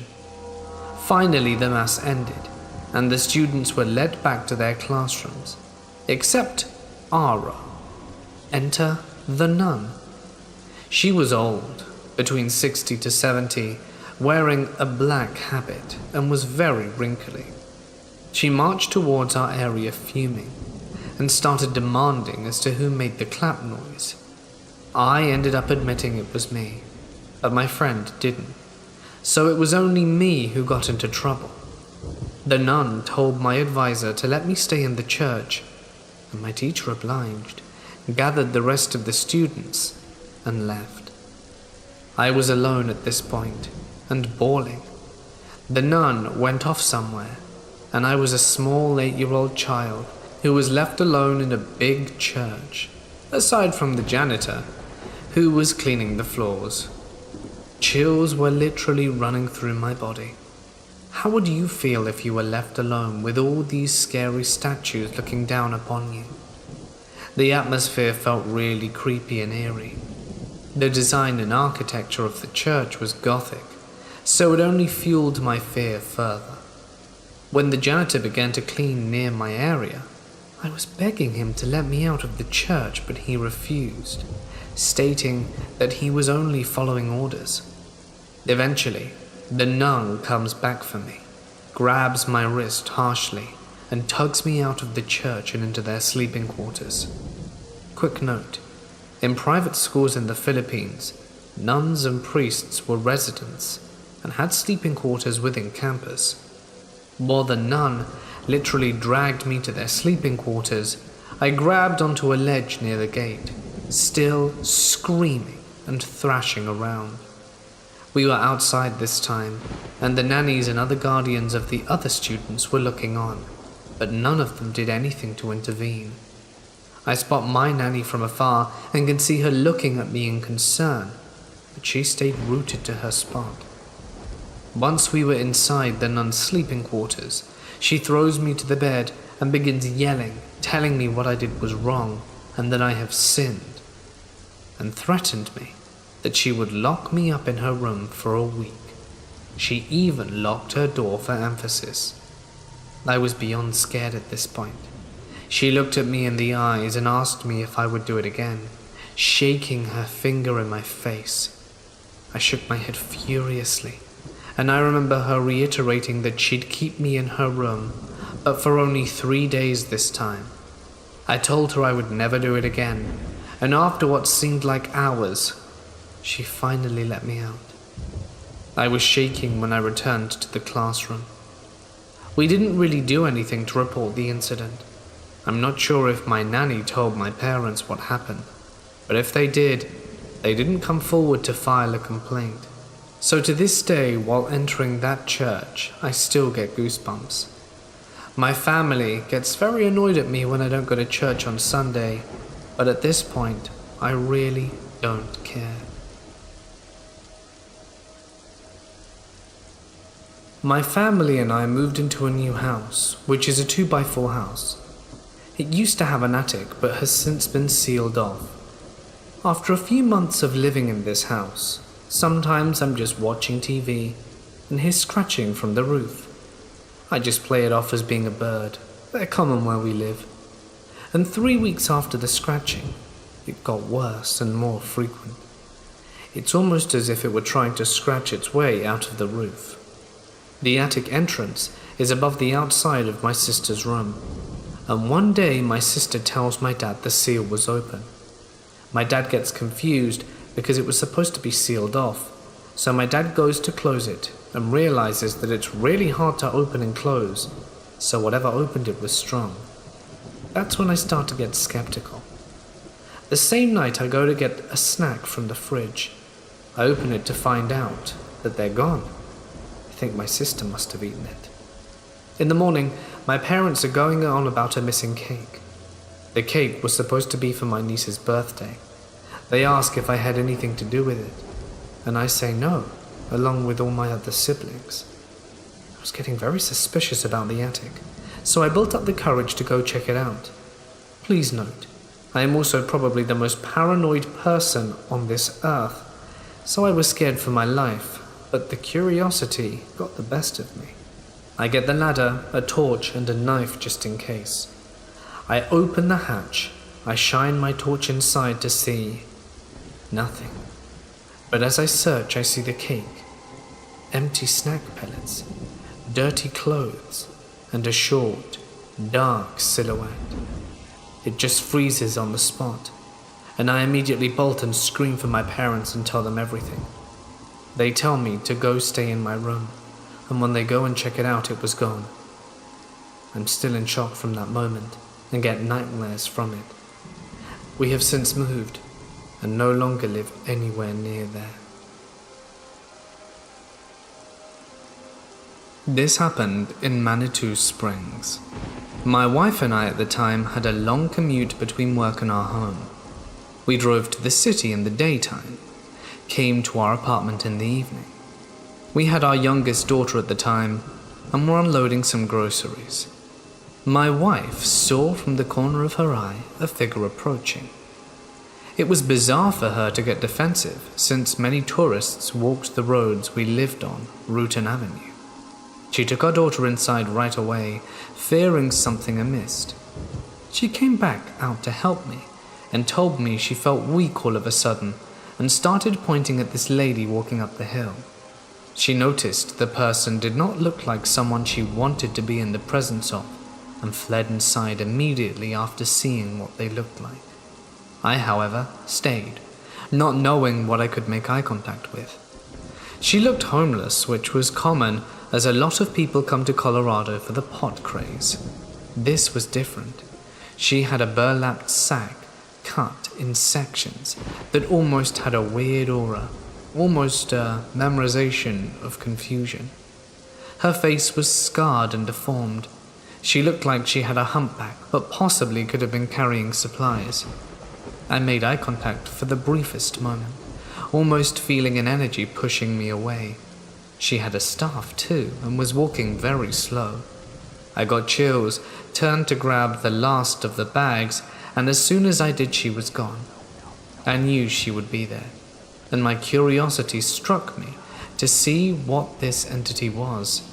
But she vanished, poofed into nowhere, one-way street with a river next to the road. I later went out to enjoy a cigarette that very night. It was 2 or 3 in the morning, very late, super dark, and no lights on the street. It was a hill, so I looked up the road and noticed up in the pass in the faint distance I could see colors changing, almost like a flame burning, but not the same colors. It was more purple, blue, and black. I still do not know to this day what this thing was. If it was a trick, it was well played. But the street had a very dark history. No doubt in my mind, this thing could have been a witch or demon of some sort. I moved in with my dad around the age of 11, and to help keep in contact with my brother, my dad helped me create an Xbox Live account. I made plenty of friends on Halo 3, Left 4 and Dead 2, and Resident Evil 5, and I had an amazing group of people that I am still friends with to this day. The group I made were much older than me with a few exceptions. Some of their kids were also friends, a part of this group, and one of them is actually a day older than me, so he and I became rather close. Overall, I made a lot of amazing memories with these people, but there was one problem. About a year or 2 into being involved with these people, a random person randomly rejoins the group. The person was a friend with one of them before, and the others were acquainted as well, but they barely knew them. I've never been great at making friends as I'm quite awkward and say a lot of weird things that makes people cringe in desperation, but I am nice and friendly. I added this mysterious person, but I was rather distant as they didn't have a mic, and this person was also pretending to be a woman. When Halo Reach came out, every single one of us was on that game. We practically dominated SWAT, and this person would join in often. Communication was obviously limited because they lacked a mic, but it made it easier for them to pretend to be female. Now I do have a fairly deep voice myself, so a lot of people even now still think I'm a boy when I'm playing online. So my instant thought was that maybe this person was just self-conscious over how they sounded and just couldn't afford a mic perhaps. One morning, this person and I are both online. Everyone else was either still sleeping or at work, and it was a weekday. This person and I began messaging each other back and forth. It was pleasant conversation at first, which then turned dark. Mind you, this person was well aware that I was young and inexperienced in life. They began sending me sexually explicit messages, asking them to show me my 13-year-old breasts. At that moment I blocked the person. My buddy, who introduced me to the group and is well into his 30s, gets online and I tell him everything. It's obviously a little odd for such a young person to be friends with several people a few decades older than themselves, but they all treated me like a little sister, and this became evident when I told my friends what happened. He immediately got defensive and starts messaging the mysterious man that was no longer allowed to join our group, as what he did was disgusting. As everyone in our group began signing on and joining the conversation, we put the pieces together and realized that number 1, this person was a creep, 2, a liar, and 3, a man. They lied about not having a mic and was caught with a mic at a few points during their time with the group. The person speaking was apparently male and then lied about it, saying that the person speaking was her brother. There was plenty of other proof people offered up, but that one was one of the main ones I remember. This story dates back to July last year. It has enough weirdness that I find myself puzzling over exactly what happened quite regularly. My friends' reactions sometimes make me wonder if this is just a big old self-gaslighting experience. But yet, when I go over the details, there is enough deep weirdness that it only leaves 2 real options. I'll let you be the judge. A few years ago, my best friend Toby took a cross-country grand position in Brisbane, a big, tumultuous thing for our group of friends, and amid the 3 AM power-drunk confessionals and promises to not lose touch, was a promise of the road trip. However, life found a way to make our drunk promises seem very disingenuous, and 18 months later, we'd hardly spoken barring a few crowded hours when he'd flown over for a family obligation. Eventually, the stars aligned mid-July last year, and myself, Toby, and 2 other friends, Chris and Alec, were able to get the band back together. Queensland is a weird mix of tropical paradise, dead space, crocodiles, and genuine social backwardsness. Queensland is very, very much the Florida of Australia. Australia is huge. Not just huge, but vast and extremely empty. There is on average 3.1 people every square kilometre, and 90% of those people live in 7 or 8 major cities. If you think Reddit is an echo chamber, you've never had the pleasure of sinking a few cooling through these with a good old boys in outback Queensland. The Australian geography makes it really easy to get 100% removed from society, and is something I often appreciate about the country. But the distance can be daunting at times, because if things go wrong, nothing is close. Everything is amplified by distance. Our plan was to fly in, cram 4 dudes and 2 weeks worth of supplies into Toby's family sedan, and straight book it 1,600 kilometers north from Brisbane to Cairns. Being fiscally unendowed, on a time schedule and outdoors inclined, we opted to keep driving most nights until we found an interesting/free campsite to pitch up in, which was a complex process of cross-reference and driver fatigue with the relative passive aggression of campsite comments with the Wiki Camps app, worth every single penny if you ever travel in Australia. Generally speaking, we opted for road stops, but one night, after staying too late in a particularly nice town, 1770 if anyone is playing at home, and reading a few particularly average reviews of the rest stop up the road, we decided to go off-piste and camp in an unmarked but seemingly well-known campsite. Around 9 PM, we took a left off the highway, followed the Wiki Camps directions towards our campsite, about 2.5 kilometers away from the Bruce Highway. Despite the remoteness, we found the campsite, a small 30-meter clearing between the banks of an apparent croc-filled river and tall gum trees already occupied by a single caravan attached to a 4-wheel drive.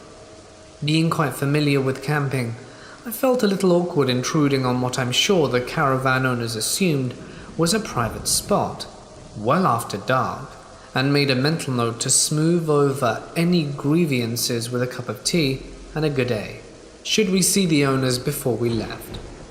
We started setting up the camp despite this frustratingly gravel-thick soil. Have you ever tried beating a tent peg into a rock?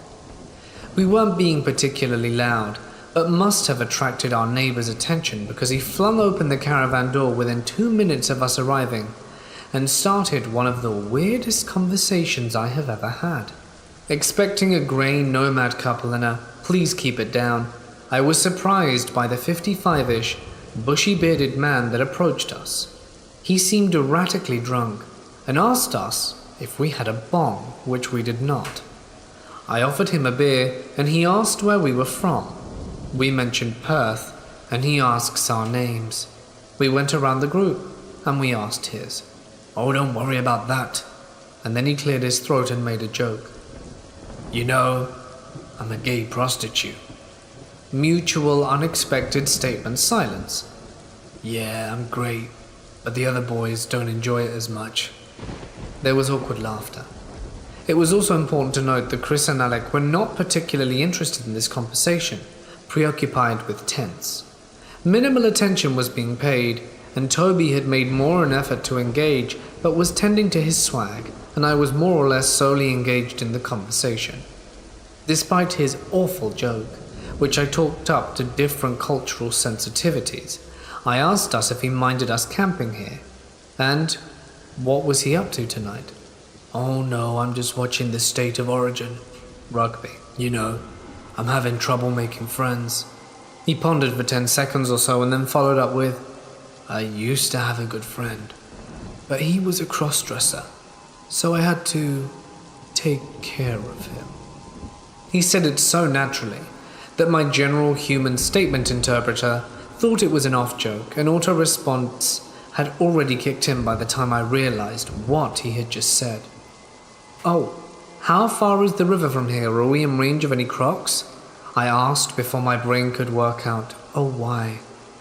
"Oh, only 150 meters that way, with the shallow graves. You know my friend knows where some shallow graves are up in Hervenly Bay. But yeah, you know, being out here alone, I wouldn't worry about the crocs. Do you promise not to kill me if I promise not to kill you?" This was enough to trigger my dumb lizard brain, and a very rapid understanding of danger kicked in. "Oh, do you think Queensland will win the State of Origin?" "It would be embarrassing to lose all 3 games. What's the score anyway?" I asked in an attempt to show I'm less scared of the snake than it is of me. "Good point. Just come knock if you want some bourbon, boys," he said, as he walked the 10 meters to his caravan. I immediately turned to Toby and asked how much of that conversation he'd heard. He said not much, but enough to be a little shaken, and I asked if Toby had caught our bearded friend's name, and he replied he had not. I immediately insisted to my friend that we take a walk to the river, despite Alec repeatedly saying, "I'll be there in 5, just let me finish my tent." I made it very clear that we needed to see that river right now. In the very remote dark, we huddled around a smartphone torch, and I explained the conversation I had just had with our nameless gentleman. Alec and Chris again had only heard this guy being friendly, and asked our names and certainly didn't understand why I was being so edgy. Despite my being fully aware that we were in an actual horror movie, I agreed to keep setting up and wait to see if anything happened.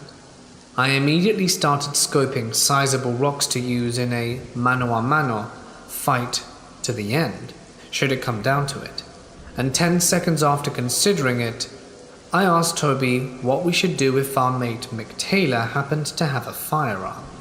He paused very briefly and then very quietly and aggressively pronounced we should get the hell out of there. We packed up extremely rapidly, one eye on the caravan at all times, and despite protestations from Alec, we got the hell out of there. I still have no idea if this guy was trying to play a big old joke on 4 mid-20s guys, or if there was something more sinister behind it. You can get away with a lot more if no one's around, and there aren't a whole load of people looking in rural Queensland. Either way, I'd rather never meet again. This particular experience happened when I was in 5th grade. My 5th grade teacher decided to have all of us students paint ceramic figurines as Christmas gifts for our parents, and so she decided to do this project in the old band hall above our gym. Our elementary school, at the time, was the high school back in the 1930s, and the band hall had been unused for many years. So our first day doing the project, she led us up to this dark staircase, and when she reached the top, she flipped the light over the staircase, and we turned and faced this long hallway lined with doors, some open, some closed. And this hallway was the only way to the main room, where she decided to do our painting. I immediately felt uneasy, like I was being watched down this long hallway, and I would peer into the rooms where the doors had been left unopened. I couldn't see much because they were pitch black, and a shiver went down my spine. Once I got to the main room, our teacher got us settled in, and we chose our figurines to paint. I chose a planter in the shape of a cat. My plan was to paint it all black with blue eyes and a pink nose. Now my mum has painted ceramic figures my whole life and taught me, so I finished my figurine before my classmates finished theirs. My teacher tasked me with refilling old cans with water for my classmates. The room with the sink was at the end of the hall to the left. I'm standing in the sink, cleaning out the cans and refilling water, when behind me is a door that leads to what I'm assuming was the old band director's office, and I hear several knocks on the door behind me, and I slowly turn the knob with a shaking hand. The room is empty, but the other door on the other side of the room was open, and I could see the top of the staircase. I roll my eyes to think my classmates were playing some kind of practical joke, so I carry the water cans into the main room, put the cans in the tables, and start collecting the others that needed to be cleaned and refilled. On my way out to the room, I stopped and asked my teacher if anyone has left the room. She looked at me puzzled and said, "No, why do you ask?" "I thought I heard someone knocking a door back there," I said. My teacher giggles a little, pats my shoulder. "It's an old building. An old building's creak. I'm sure it was nothing," she said. And I walk back to the room with the sink. I start washing the cans in soapy water, and one was lying on its side on the counter next to me, all by itself. And then it began rolling back and forth, like someone was playing with it, and would roll it really close to the edge but then back again. I was frozen with fear, and then it stopped as fast as it started. Then there was a loud bang on the window next to me. I jumped and looked out the window, but we were on the second floor. The only way there could have been a bang on the window was if someone had thrown something at it. There was no one out there. I hurried and filled the cans and walked very fast to the main room with my heart pounding. A week later we were in the classroom, my previous experiences almost forgotten. I had finished my classwork and was reading my book. My teacher was touching up some of the figurines, and she called my name and I went up to her. "Could you go into the band hall and get the peach color paint?" she asked. My heart started pounding. Can Chris go with me?" "You're the only one who's done the classwork." She hands me the key and I walk over to the gym and the door that led to the creepy old band hall. I just stood there terrified, but being a kid I wasn't about to not do something my teacher asked me for. So I unlocked the door and made my way up the dark staircase and cursed the person who so brilliantly decided to put the light switch at the very top and not the bottom where I was standing. I took a deep, steaming breath and ran up as fast as I could and flipped on the light switch, and then I'm faced with the dark, creepy hallway that lined the doors. I was breathing hard from running up the stairs, and my heart was pounding in my chest with fear. So I decided to make a mad dash down the hallway and into the main room where we had been painting just the week before. I found the paint my teacher requested, and I noticed all the shades hanging in front of the window were moving back and forth, but there wasn't any air in the room, and the windows weren't open.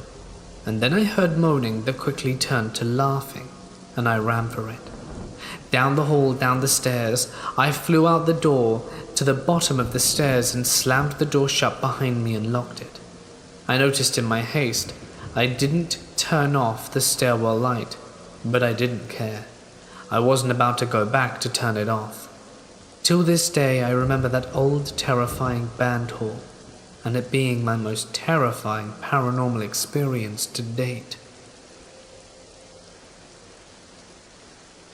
This happened when I was young. My best friend and I were both obsessed with Pokemon Gold and Silver. We would spend our weekends at each other's houses, battling and trading all day until we were called home or got mad at each other after a particularly rage-filled battle. Our neighborhood was pretty small, and the two streets connecting our houses created an L shape, with her house at the top corner of the L and mine at the bottom right. Her street led downhill to my street, and my street was flat. This will come back to play later. It was a mobile park home, and at the time it was safe for kids to walk through the neighborhood alone. But since then, it's gotten bad.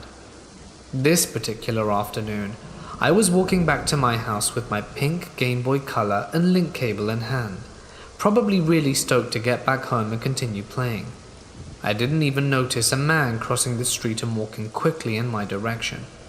Thinking back, this guy was probably in his late/early 20s.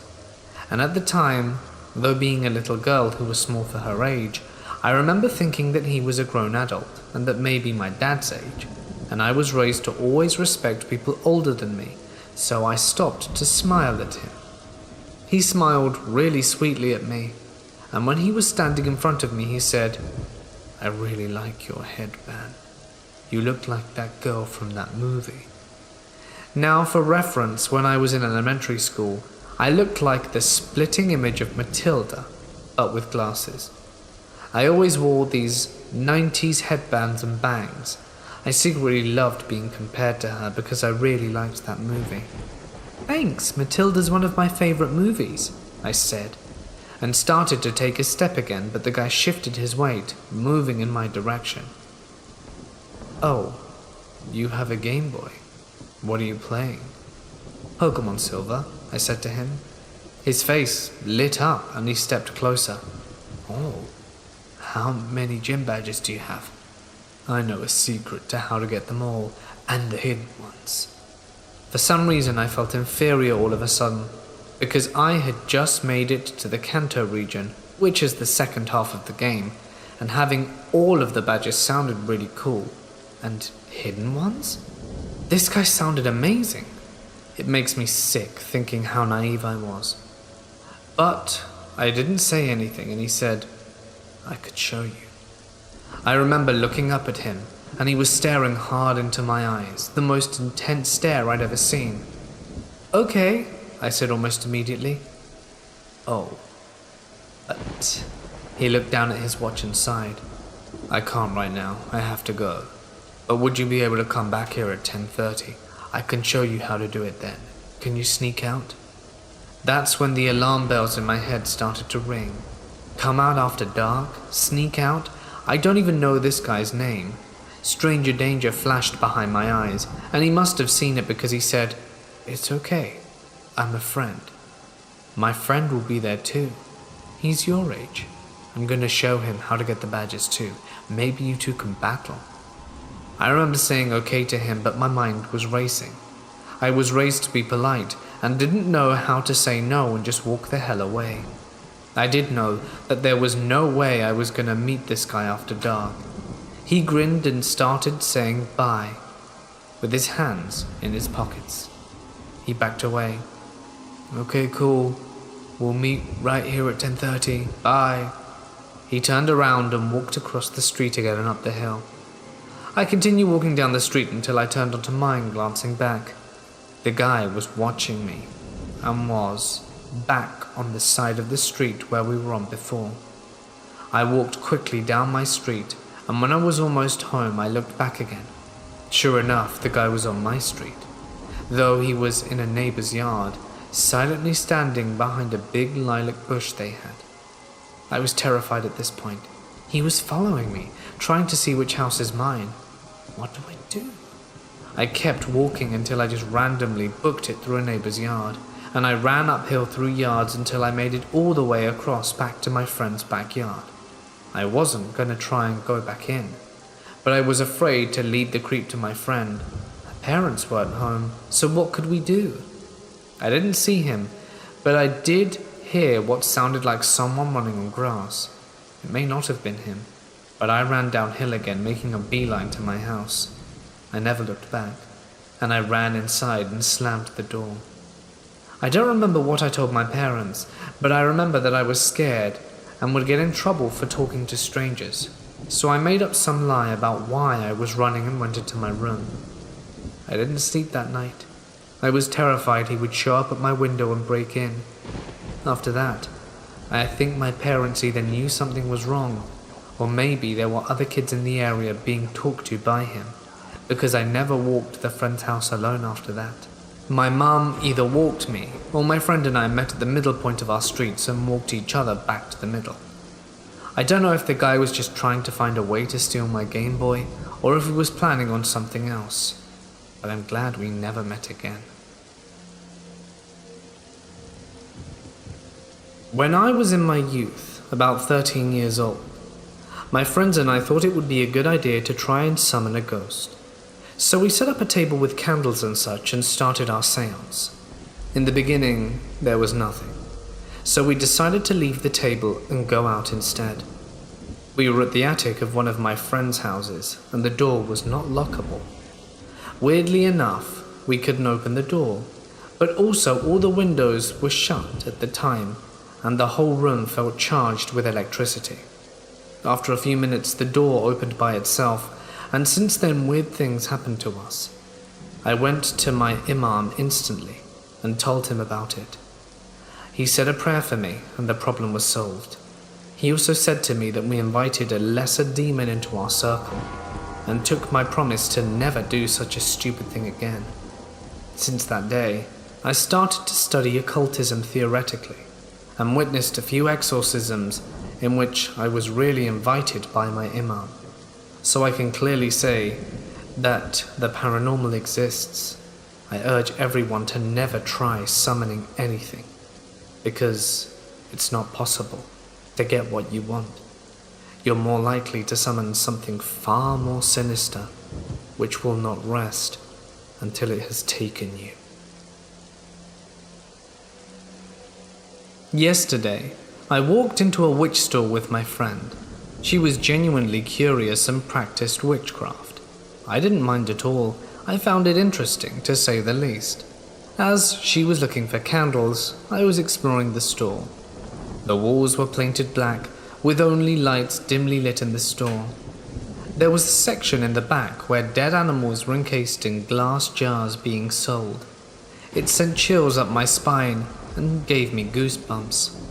About 5 minutes later, I noticed that my body felt cold. It was a warm, sunny day in the city. Why was I freezing? And then, it felt as if something slipped into my body.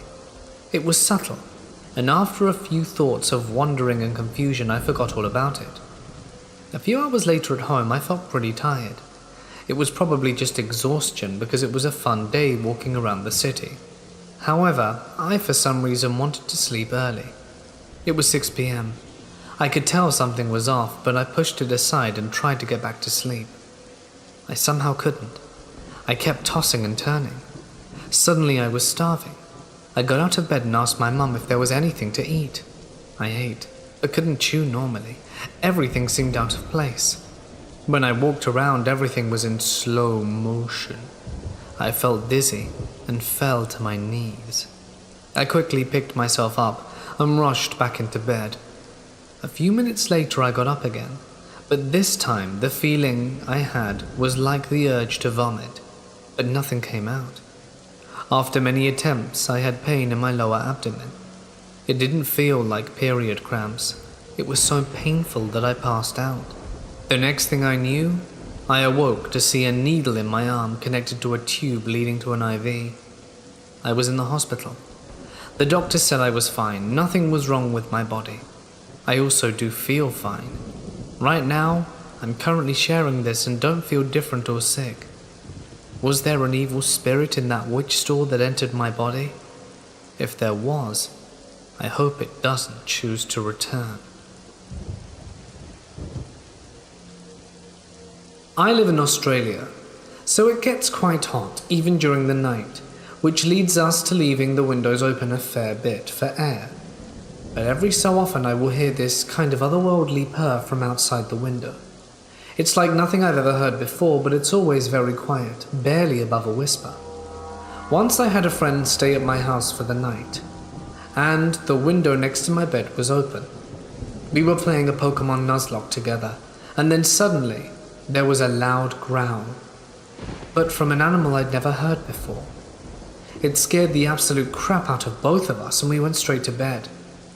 In the Christmas holidays, I went to see my family and my sister was there, and I'd asked her if she'd ever heard anything similar, because my room used to be hers before she moved out, and she told me she used to hear weird growls and other noises outside her window at night.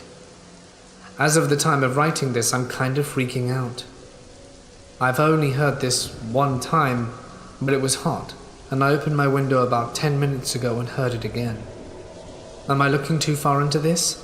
Or is this a strange animal? What do you guys think? Because I am decidedly unsure. This story happened back in my freshman year of high school. It was my second day in that school, and I was still getting used to how big my school was, and how far away it was from my house. The first time I went to my school was for freshman orientation with my mother. The first period of the day, I got lost and ended up on the wrong side of the school. After correcting my mistake, I went on throughout the day as normally as I possibly could. It was around the beginning of 8th period, which was my last period of the day, when I ran into my best friend. We caught up a bit, when I said I'll continue our chat via messaging, and he said alright, and hurried to his class as I hurried to mine. During our chat, he told me his schedule was a 2 to 9 meeting, meaning he started classes at 8:10 a.m. and dismissed at 2:50. My schedule was 1 to 8. I started at 7:10 a.m. and dismissed at 2. Once I was dismissed from school, I messaged him telling him I was waiting for him to go home, since we go home in the same direction. I get off 4 stops before him, and he said, "Sure, sounds good." I waited about an hour, and when the bell rang, I looked everywhere for him. I looked left and right and left again, but couldn't find him. So I continued until everyone had already left the front of the school entrance. I got confused and worried and messaged him again asking where he was. He replied 5 minutes later saying he was 20 minutes away from his house. His mother had come to pick him up. Not knowing what to do, I just left the school area and walked towards my bus stop. Except I was still new to the neighborhood and still did not know the exact block my bus stopped at. It was a public bus and not one of those yellow school buses. And since I didn't know the block of my bus stop, I ended up walking past it without knowing. I continued to walk around aimlessly until my senses returned to me and I snapped back to reality. Me being the dumbass I was, I continued to walk down a neighborhood I didn't know. The streets were relatively empty, except when I looked across the street and saw another kid. I thought, oh okay, there's someone else here. He was under a tree, so I couldn't really see his face, but I knew we made eye contact. I sighed in relief, because at least I wasn't the only one in the streets.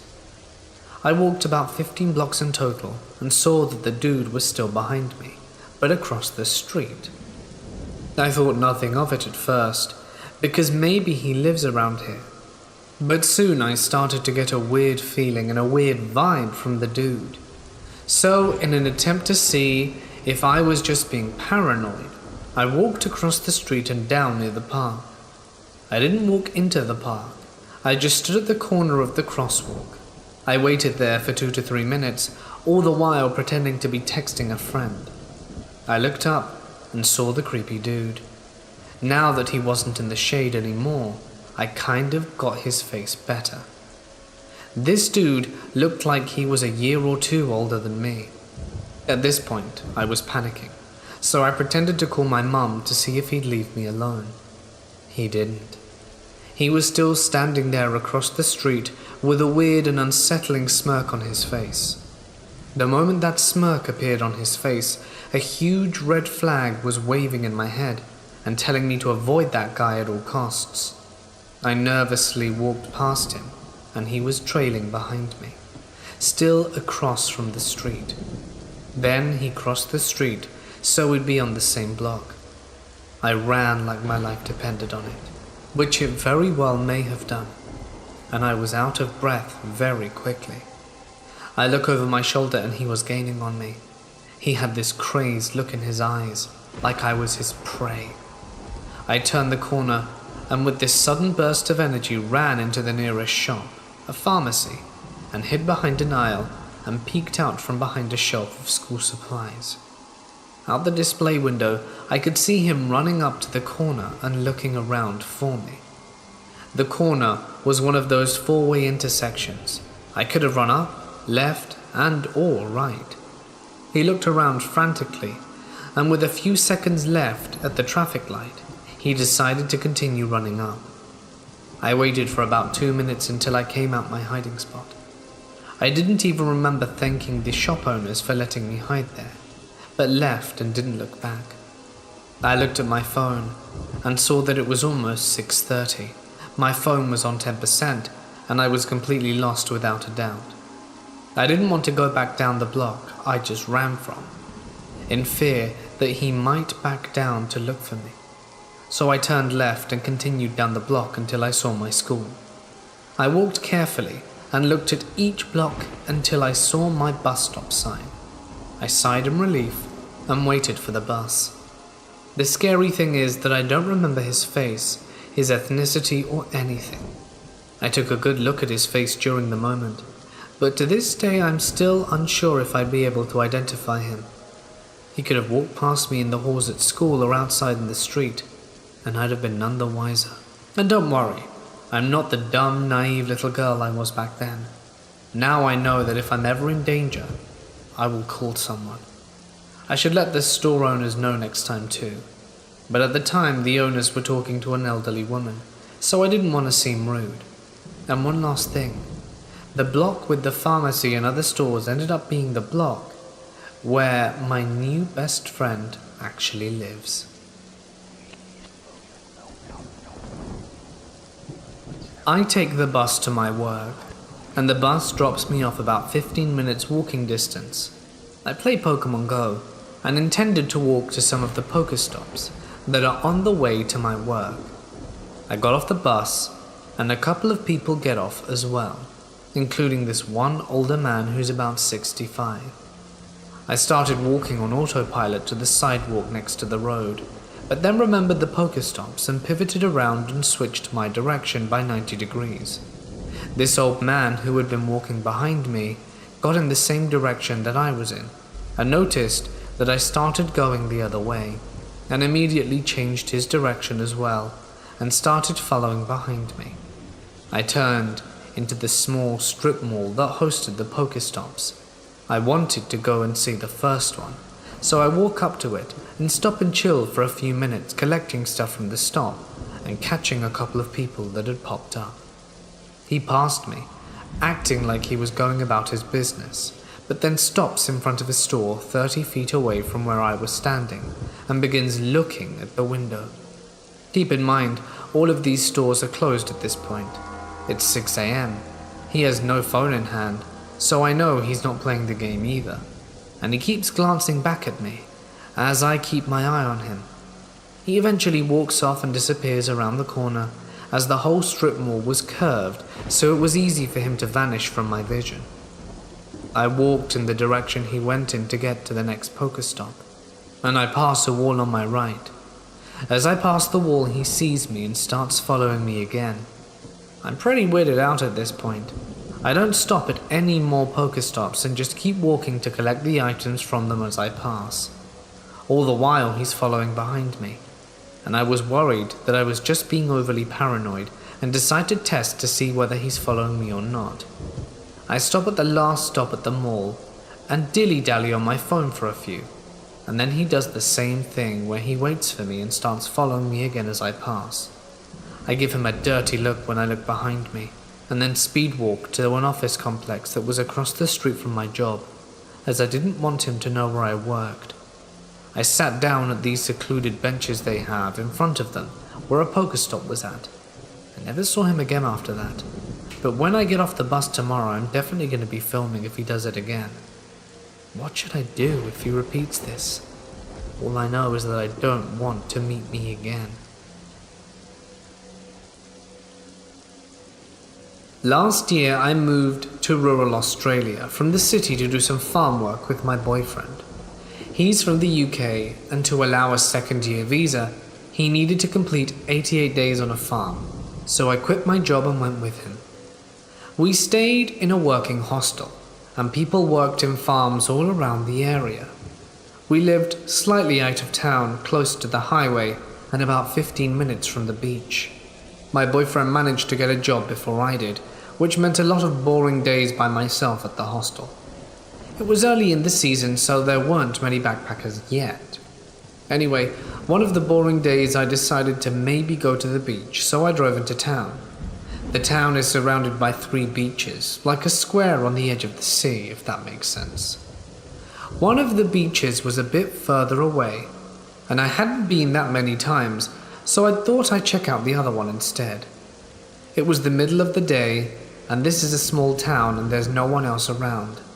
I pulled in the car park, and as I did, I noticed another car pull onto the car park too.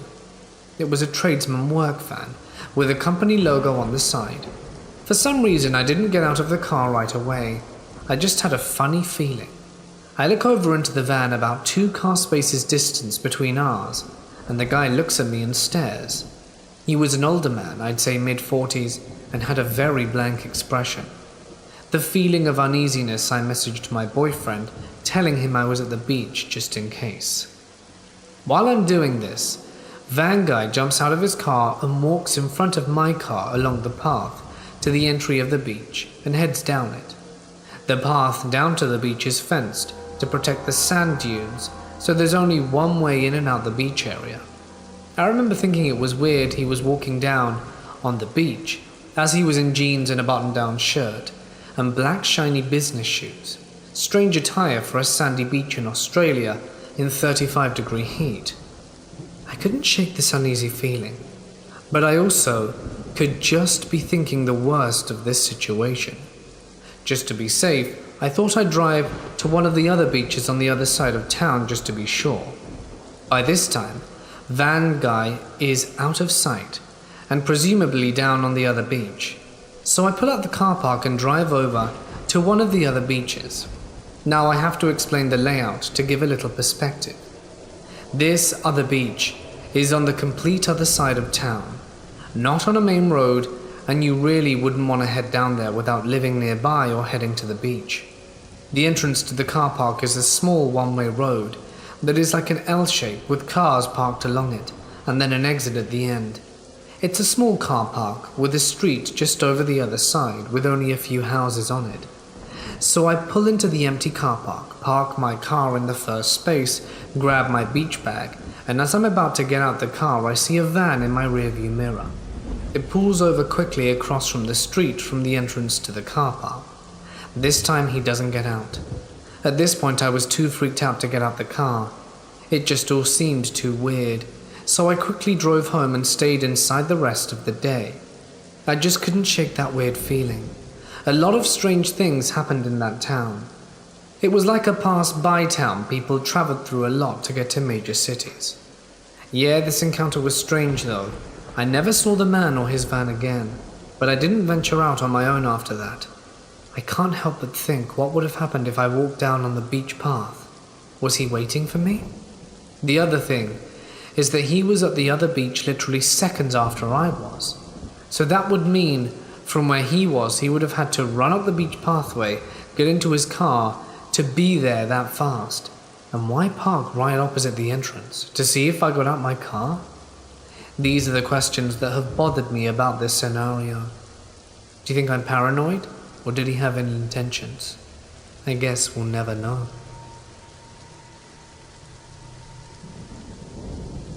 Recently, I had a terrible nightmare triggered by the ghost at my job, and it took me back to an event that happened in Snyder County, Pennsylvania, back between 2010 and 2015. I was between the ages of 13 to 18. Those 5 years were an absolute hell and tore my family apart. Many things happened at this house, ranging from violent enough to push my dad down the stairs to simple cold spots. However, the story I'm going to share is the night that stuck with me the most. In 2008, when the market crashed and people started losing their houses, my family was a part of it. I watched my parents struggle for a long time before finally giving up and moving closer to my school district, where we started renting the right side of a duplex. To give a bit of an image of the house, it consisted of 3 stories above the ground and a basement. The first floor had a closed-off porch, a large divided living room, a very small kitchen, and a small closed-off back porch. At the kitchen entrance was the food closet, and directly across from that was the door to the basement. Upstairs were 3 bedrooms and a full bathroom. Every room upstairs had a carpet in it, except for my parents' bedroom at the end of the hall. Yes, even the bathroom was carpeted. Through the room closet to the bathroom, my brother's room, was the door to the attic. The attic was a large room that we never used, and because it would open on its own accord, my brother pushed his dresser in front of it. At the other half of the house was an elderly lady and her daughter. The two fought almost every night, and after they moved out, they hired a man to fix up their side and sell it. Well, he invited my parents and I over one day to tell us what he had planned to work on. So he was really letting us know that it was going to be noisy for a while. He showed us a room in the basement that was painted all black with colors painted throughout it, as well as candles and a Ouija board at the center. He had thrown that stuff out before we could even see it though. Now that you have the layout of the house, let me begin the event that haunts me to this day. It was a clear night on Wednesday, about 7 or 8 p.m. My parents were a part of pool league, so they were out that night. My brother was basically living with my cousin at the time too, so I was completely home alone with 3 dogs and what I strongly believe was a demon. I was sitting in my father's favorite chair. The chair faced the kitchen, and I was a typical teenager texting on my phone and watching TV, when I heard what sounded like the dogs getting into the garbage out in the darker than usual kitchen.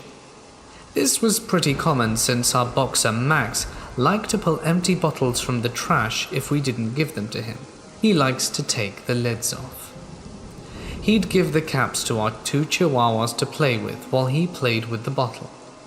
I yelled for the dogs to get back into the living room and out of the trash. It didn't stop the sound of rustling trash bags, so I was about to get up and go out there. But I looked down and see Max laying in front of the TV, while Scrappy and Cocoa, the chihuahuas, were curled on my mum's chair that faced the stairs. Sure, this spooked me a little, but I was used to this kind of thing. It became common for things to be the ghost if it wasn't the dogs.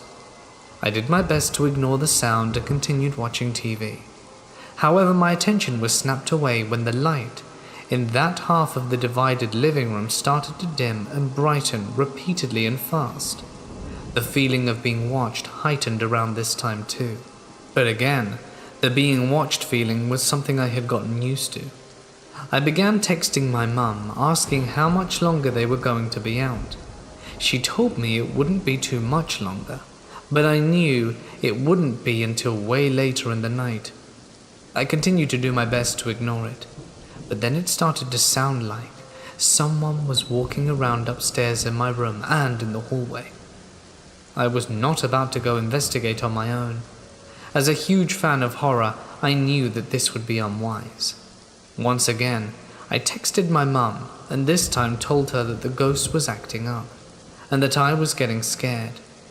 Deciding that it was getting to be too much for me, I moved to the other half of the living room where the couch was, to try and get away from whatever it was. I used to sleep on the couch, so it was already set up for me to hide under the covers. I called all 3 dogs with me as well as an attempt to keep us all safe. I really wish I could say that that was where the event ended, and that my parents came home right then and there. Above the half of the living room I had moved into was my parents' bedroom. In their bedroom was a very heavy solid oak dresser and a just as heavy metal framed bed. I could hear what sounded like someone pushing around the dresser and bed. It sounded like someone was rearranging my parents' bedroom. At this point I could no longer ignore everything that was happening in the house. It honestly was as if the house was coming to life. And it was at that point I called my mum, demanding she come home, because something was very wrong and there was nothing I could do to make any of it stop. I think the whole "it sounds like someone is rearranging your bedroom" thing made her think someone might have broken in.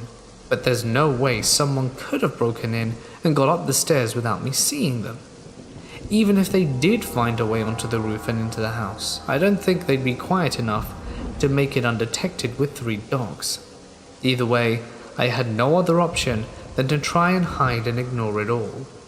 What felt like an eternity passed before my parents got home, and by the time they did, everything had stopped. Once in the door, my dad went upstairs with my mum, and I closed behind. We checked every room on the 2nd floor, only to find no one there, and nothing had been changed or moved.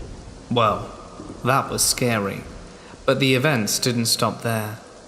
The spectre wouldn't stop touching my mum's face one night. She said it felt like spider webs all over her and she couldn't get them off. My brother and mum were home one day, and my brother said, "There's nothing actually here, right?" To which the thing responded by opening a kitchen cupboard and then closing it. Another night, my mum had woken up from sleeping on her chair that faced the stairs. She thought Coco was coming down the stairs, so she called for him to come and join her, but the dog was already on her lap. When she looked up, the shadow coming down the stairs was gone. Every morning at 2:30 a.m., the bathroom door upstairs would open or close. This is still unexplained because it was over carpet and it took a lot of force to open or close. My grandmother had given me a doll that would rock in a circle and play music, but you had to wind it up first. One day I was just chilling in my room, minding my own business, and it started playing on its own. The attic window would open on its own too, and we never used the attic. We never used it to the point my brother pushed his dresser in front of the door like I said before. He did it to make sure the door would stop rattling. I was relaxing in the living room one night, and the mudroom door was swaying, and me being an annoying teen shouted, "Could you please stop with the door?" And it stopped. My mum also demanded it leave us and the dogs alone, and she heard a very clear, loud single knock upstairs. Things were quiet for a while, until the other side of the house was getting renovated, and then it came back worse than before. My dad was coming down the stairs one day, and it looked like he got pushed. He tried to catch himself, but he slid down the stairs and sliced his foot open on the radiator at the bottom.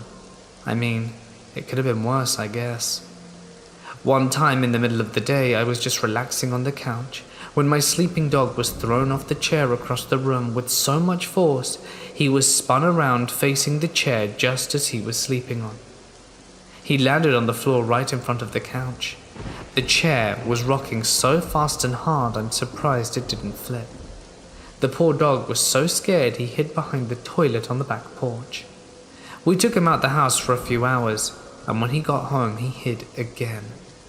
My dog also used to stare and follow things that were not there. Things would go missing too.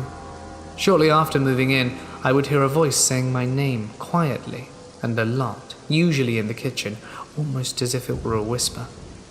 The first week after we moved in, we heard what sounded like glass breaking, but it sounded like it was outside, so we called the cops and they looked around to find nothing. I later went to use the bathroom and found the glass around the light bulb had shattered in the sink. Not a shard of glass anywhere else.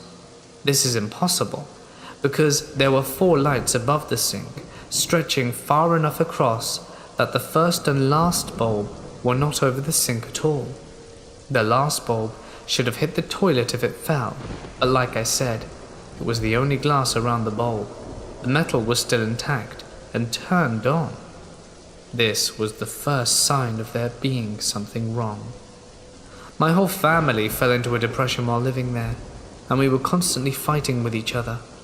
It was never like this before we moved into that house. Sure, we all had our problems, but it was like that house escalated very negative energy. My dad tried to end his own life while living there. I tried to do the same, and my brother straight up left. And I know my mum was giving up too, because she just wanted to leave everything and go.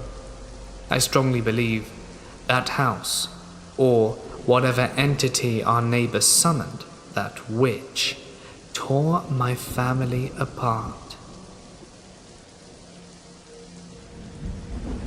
I attend what some people call the most haunted college in Indiana, and me being a horror enthusiast, found it fit to attend this place in hopes that I see something. That was a very unconscious choice I made, because honestly, I didn't really want to see anything remotely paranormal. There's a legend here that there was a sister, as this is a Catholic school founded in 1840, who was extremely good at painting, and she would spend weeks on detail. Which is true, her paintings are everywhere in the school. So once she decided to do a self-portrait of herself, she did everything but the face. This is because she got sick and passed, leaving an unfinished portrait of this faceless nun. There's part of the legend that says a sister heard crying where the painting was, and when she looked in the room, there was the nun crying with no face.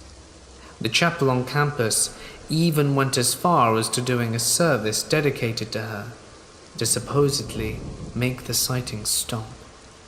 Now, I honestly didn't believe this, but I can't lie and say it didn't make me want to attend the school more. I just didn't know her entire story when I applied. When I got to my dorm a few weeks in, I had my first encounter. I was in bed, but since my roommate and I liked the room to be freezing, I woke up around 2 in the morning because I wanted to fetch a sweater. So I sat up, and in the corner of my room behind the door and in front of my fridge was this tall black figure. The only thing I could really make out was the shape of the top of her nun habit. I called my roommate's name a few times, hoping she'd answer, and fortunately she did. Kaylee, being a devout Catholic, didn't want to look, so I shined my phone light on it, but it was gone. I'd have thought it was just a shadow of my lamp or something, but even when I removed the light, the shape and vividness of the habit hadn't gone away, but it was gone. If that wasn't enough to scare me, I decided to listen to some good old Chris Tomlin to go to bed.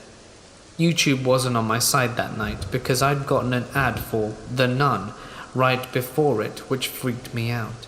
Because if you don't know, Chris Tomlin is a Christian singer. After that, I decided to just go to sleep after giving my mum a very teary phone call. And that's when I had my first experience with sleep paralysis at school. The first time it happened, I couldn't tell you where I was, but I remember there was this dark figure in the corner of my eye that my older brother later referred to as a shadow person. It lasted for about 10 minutes maybe. The second time I was clearly in my room, and I could see Kaylee sleeping in her bed across from mine, but there was a person in our room. I was trying to call out to her, but for obvious reasons there was no sound for her to hear. The third and longest time I woke up in between 2 segments and saw the same thing in my dream when I was awake. Kaylee was sleeping in the same position she was in when I was paralyzed, and that same person was getting much closer to her. I can tell that it was her, the nun, but each time it loses its nun shape and becomes more blobby. A few things happened between the third and fourth encounter. The biggest and only one worth mentioning was my wall and the posters. I was told by a sister and a student that the faceless nun targets elementary majors, since she was an elementary major supposedly. She'd ran out of our school already, a girl 1 year ahead of me, and the student had been her roommate. She said that her posters would never stay on the wall after she left, and that things would be randomly moved. I didn't believe this, even though it freaked me out since Kaylee and I are both ed majors. But I just thought it had to do with our walls not being repainted or Kaylee moving my things. But the room had some suspicious dried dark handprints in 2 spots on our wall that made me nauseous to look at. This fourth time, I awoke somewhere between sleep paralysis, which added to the scare factor. I remember hearing trap music just playing in our room. Kaylee said, "Hey, do you hear that?" But I was turned towards the wall so she couldn't see my face, and that my eyes had to be open because I could see. I felt her touching me, almost rocking my body to get my attention, and I remember thinking, "Stop, I don't have a shirt on." It was still raining, but I could feel her moving me, and I was panicking because Kaylee was scared and I couldn't do anything to help her. So I woke up, or at least I thought I did, and Kaylee was sitting up and talking to me, but I knew it wasn't real because of the look on her face, and I asked where Kaylee was, and I blinked, and Kaylee was lying down again. Then my fuzzy pink blanket was on the floor, and it looked like someone was sitting with their arms on their knees, and I asked Kaylee what that was, and she said, "The ghost is under my bed," and the blanket fell, and something started talking under her bed, but I couldn't move or talk. It was like I had entered sleep paralysis again, which I was, but before that I was too, and I was able to talk to Kaylee in my dream? I don't know. This is very confusing. I remember trying to recite the Lord's Prayer, and I did, but I woke up again, this time in church, and I couldn't move.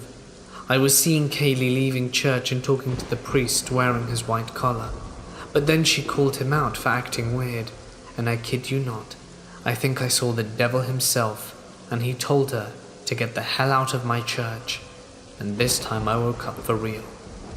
I haven't even begun to analyze the fourth time, but I'm sharing it with you because I am at such a loss for words as to why I'm being targeted, and why I'm seeing it around Kaylee. If anyone has any scientific basis for this, please help me debunk it. I just want to be able to sleep at night. The paralysis has happened continually.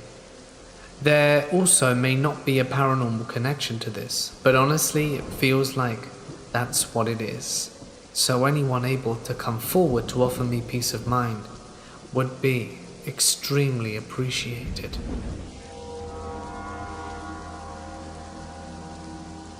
My family moved into a new house roughly a year and a half ago, which they had to renovate. I moved in with them over the summer. The house itself isn't too bad.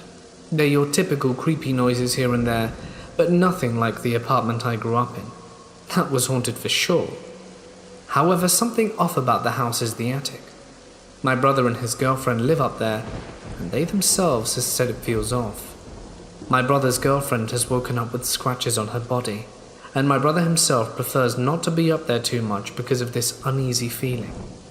My dad and I were up there the other day to fix my brother's toilet, and we both kept feeling off and uneasy, as if someone were watching us, and I kept catching stuff out of the corner of my eye. This is the only part of the house where we feel this way. I stay in the basement, and I don't even feel that way down there. My family wants me to bless the attic. I'm not a religious person, however I do consider myself spiritual, and I'm also an ordained minister. Does anyone have any tips on how to go about this? Any prayers or objects I should have in my hand when I'm blessing the place? Any assistance would be greatly appreciated. I was playing Pokemon Go last night during an event, and like an idiot, I walked into a park by myself in the dark. There were a few late-night dog walkers and people around there when I arrived, so I thought it was fine. But by the time I got all the Pokemon in the area, everyone that was around there had left, and I was all alone in the dark. So it was about then when I was like, okay, something's gonna happen to me out here. It's time to leave. And boy am I glad I did. As I get about halfway down the driveway, a car passed at full speed, turns around at the dead end of the park, and then drives back past me. I was a little spooked because I was very aware of how easy a victim I am right now, but maybe they were just lost. As I continue walking and catching things, while I walk, the car drives past me 3 more times. There's nothing down this road except the car park and myself. So now I'm thoroughly spooked. The 4th and 5th time they drive past, they slow down right next to me and then zoom off again around a corner.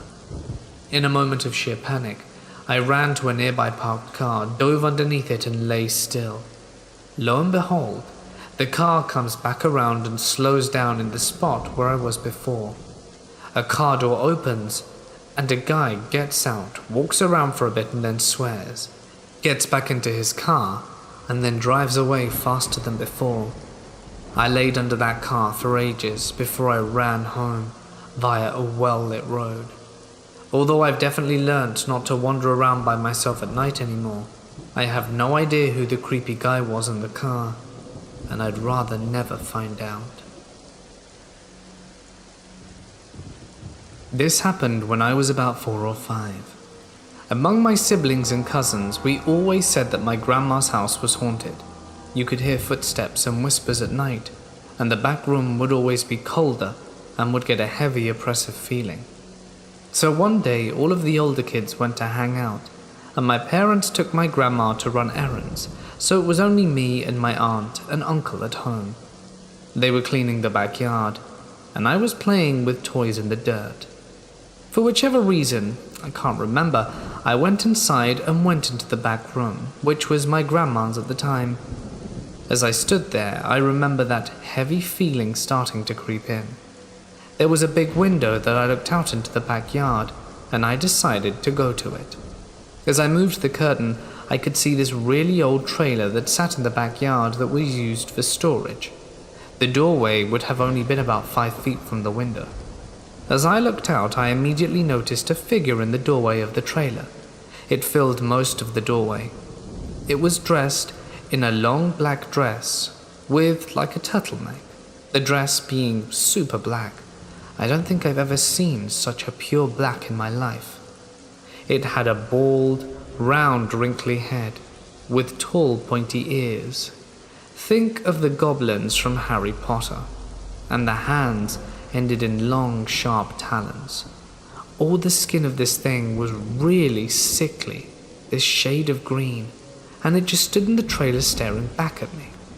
Then it began to shake its head and index finger as if to say, no, like you'd tell a little kid. After that, it slid out of view and the heavy feeling lifted.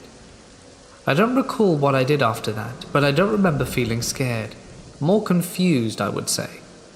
I had forgotten about the event until years and years passed, when the siblings were sitting around reminiscing after my grandma passed, and my sister said she remembered seeing something similar. She said she also saw a woman in a long red dress and a pumpkin for a head, sitting by the water fountain or bird bath. The house isn't in the family anymore, so I can't say that something else happened, but we all suspect that there was a witch residing in or around Grandma's house. I live in rural Australia, in a neighborhood a few kilometers away from a small town next to the beach. This neighborhood is pretty much just thick forest, some roads and maybe 20 houses scattered around. I get dropped off from school at a bus stop with a neighbor where I have to walk about a kilometer through thick bush and forest to get home. One day when I was in 6th grade, I was on the bus home from school. As we got close to my neighborhood, I started seeing more and more police cars parked on the side of the road. And even an NRMA helicopter flying around. Me and my friends thought it was weird but didn't think too much of it. I got off the bus with my friend and noticed that their mum was waiting for them. Again a bit strange, but nothing crazy. I said goodbye and started walking off when my friend's mum called me over. I walked over and she told me that there was a shirtless, panicked man on the loose in our area. He was also wounded and had a weapon that the police wouldn't disclose. She said that he was meant to be extremely dangerous and that I should come home to her place instead of walking home through the bush. I was scared, but I got to my friend's house so I didn't complain. On the drive there, we made up heaps of theories, but none of them turned out to be true. We got to their place and I just hung around until my mum could leave work to fetch me. I got back to my house and started talking to my mum.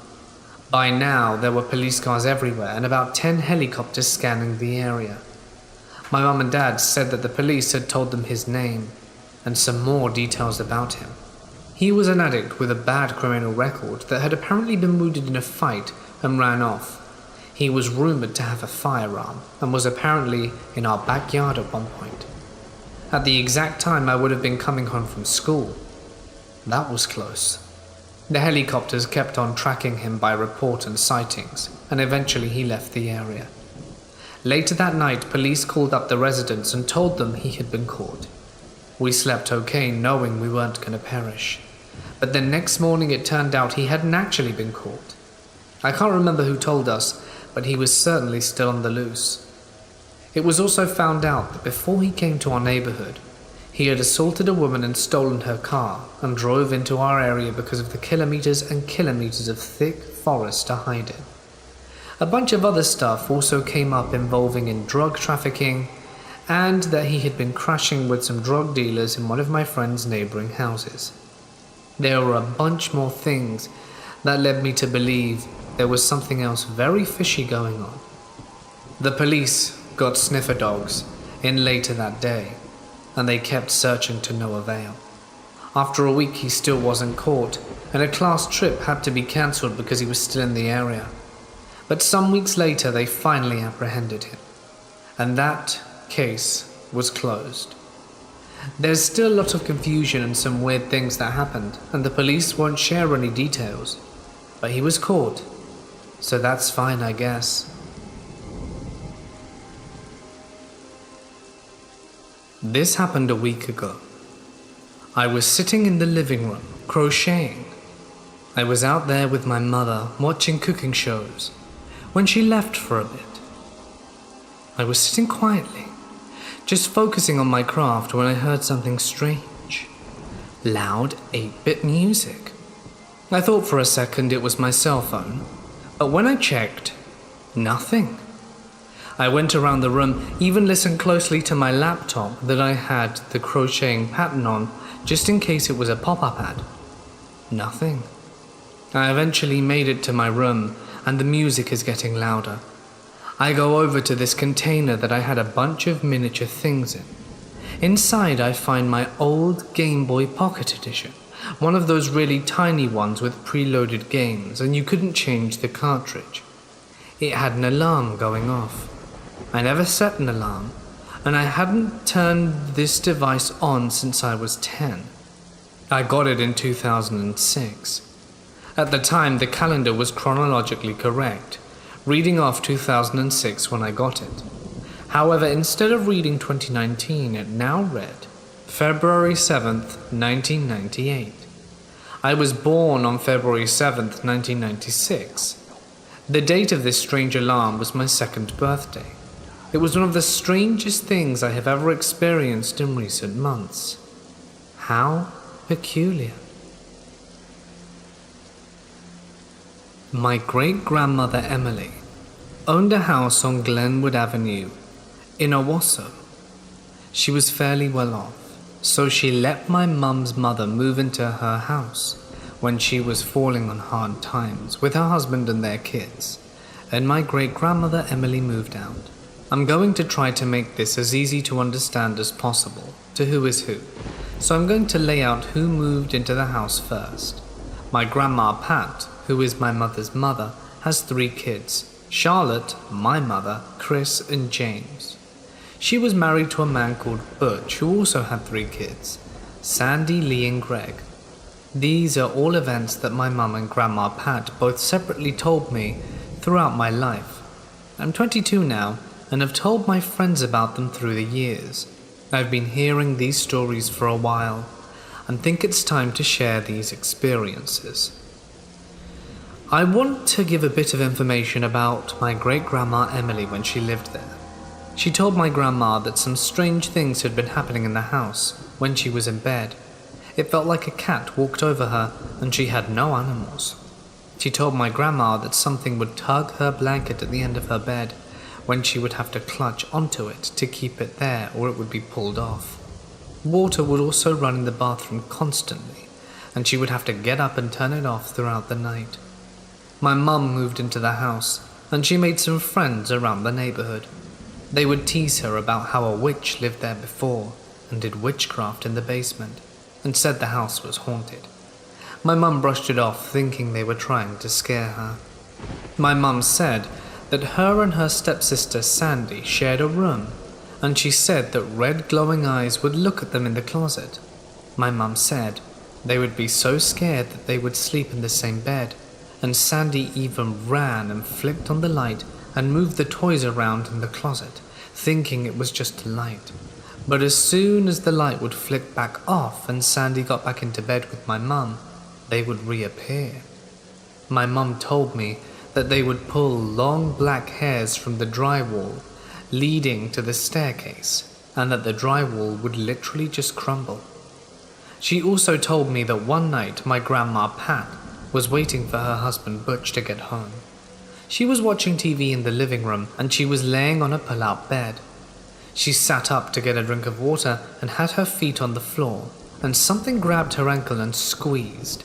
It shook her so hard from underneath the bed that it left a bruise. She looked under the bed thinking it was one of the kids, and she saw nothing was there, so she yelled for my mum to come out with her until her husband got home. She told my mum what happened, and they were both terrified. I asked my grandma about this, and she told me the exact same thing. My grandma also told me that she'd seen large black figures in the home multiple times. I just got off the phone with my grandma to try and get everything as accurate as possible. She didn't have much time because she was at work, but she did tell me that a man hung himself in the basement and that she would see things in the kitchen a lot, like large black figures. The basement door was in the kitchen.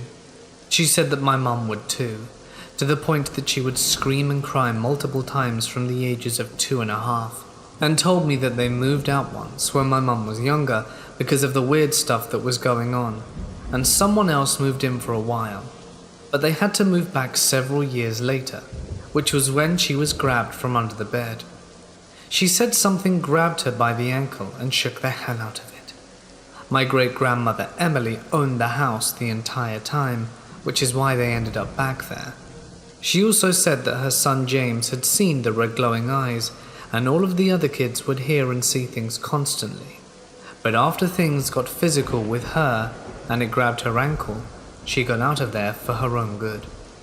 She also said that renters wouldn't stop moving out of the house very quickly, until someone purchased it years later and it had been blessed. She thinks they're still living there to this day.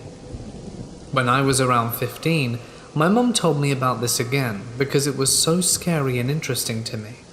I would have my mum retell me everything that happened in the house all the time, and I ended up finding the house online while I was searching through articles to see if any information was available about it. I found that right down the street was Rosevere Park and Woods, and is said to be one of the most haunted places in Owasso. I'm not sure if it has any correlation with the house, but I just thought it was strange. The year was 2011. I was 17, and I was a typical high school student during the last year of school. I studied hard and mostly cared about the finals, but also secretly longed for some overwhelming romantic love in my life. My high school was affiliated with the university, So every autumn we had students who came to do their teaching internships or practice. It usually lasted 2 or 3 months, depending on the subject they taught, and usually they were female interns who came. This year was an exception. A new intern was an extremely good-looking guy, and it was not me, blind with love, who thought so. Later I found out he worked as a male model in our city, who was around 25 and taught maths and had this geeky charm. Even though he didn't teach in my class, at least half of the girls there had a crush on him, and it is not an exaggeration to say that a fair share of the school got crazy. It was no exception, of course, so I, every time I saw him in the corridors, smiled and tried to catch his eye, because in my head he looked like a perfect Prince Charming, and with every day I was more and more into him. I thought he also may have liked me, but you can never be sure with these matters until something happens. And something happened, although I wish it never did. He found me on social media and wrote me a message from an empty profile, saying that he'd been watching me and that I'm beautiful and that he wanted to get to know me. Romantic, right? I couldn't believe my eyes when I got it. It was a dream come true. He asked me a whole bunch of different questions, ranging from my favorite movie to where I live, and it turned out that we lived nearby. In the first evening, we chatted all night, and he even suggested doing a romantic thing as to turn the lights on and off in the window so that we could see each other. He was finishing his practice in our school at the time, so he called me for a date after it. I agreed, but decided to slow down and to communicate only via social media, as I was super shy in real life and needed time to adapt. That's when it started to get creepy. First, he started to tell me that I was meant for him, and there was no way around it, and he felt it the first time he saw me. But judging from my answers to his questions, he understood that I did not behave correctly and that I needed guidance. I wanted a career. I wanted to study in the big city, while a woman should care for her man and her family only. So I should stay in my hometown with him, was what he expected. His logic was that he was my fate, and our meeting had happened with purpose. So what else to look for in the world? He offered me his educational services through some religious stories he sent to me through abstracts from the Bible that I began to receive daily from the second day after we met. He started to get on my nerves. I didn't like him anywhere near as much anymore, but only after the next creepy thing did I become truly concerned. In 3 or 4 days since we had met, he came over to my house and asked the concierge the number of my flat, since after the first evening he knew that I lived on the top floor and tried to get into it. Fortunately, she did not let him. He wrote a message to me that he wanted to do a surprise for me and perhaps meet my parents. This was when I understood that this is not romantic and actually abnormal. I told him I needed a break from our communication and blocked him on social media. He didn't want to take a break, and he started to follow me on my way from school to home. As he said, to talk and to clarify that he only wanted good for me, which was exceptionally creepy. And while the first day he followed me to the bus stop, further down the line, he started to follow me until my very home. Luckily, I told my friends about it, and they went with me to prevent him from doing so. All that seemed to infuriate him more.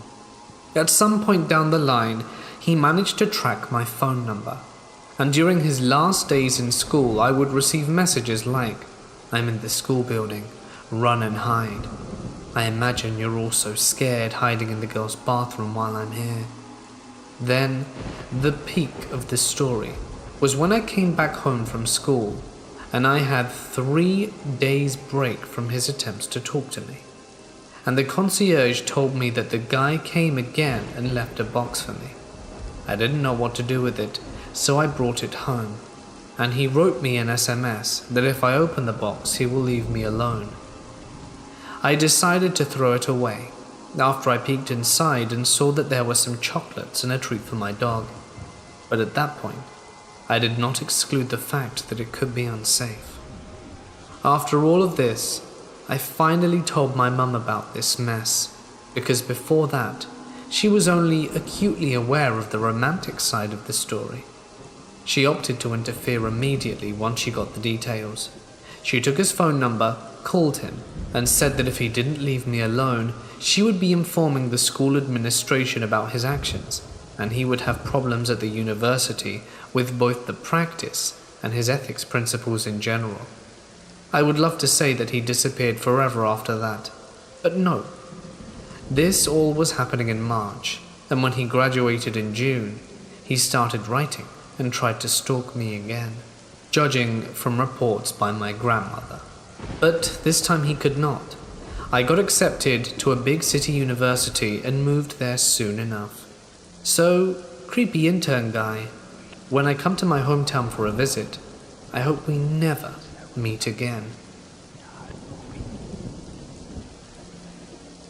I come from a chaotic upbringing.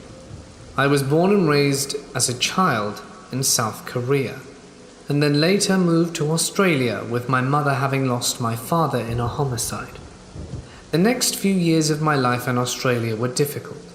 Meeting and making friends was challenging in the early noughties, particularly since I was quite nerdy and didn't speak much English, something most Australian kids at the time did not relate to well. One of the scariest moments was from when I was age 12. At the time, it didn't even occur to me how close I was from potentially losing my life. My mother and I were on a road trip heading south from Melbourne to stay on the southern coast. We had stopped one evening at a small, well-kept caravan park.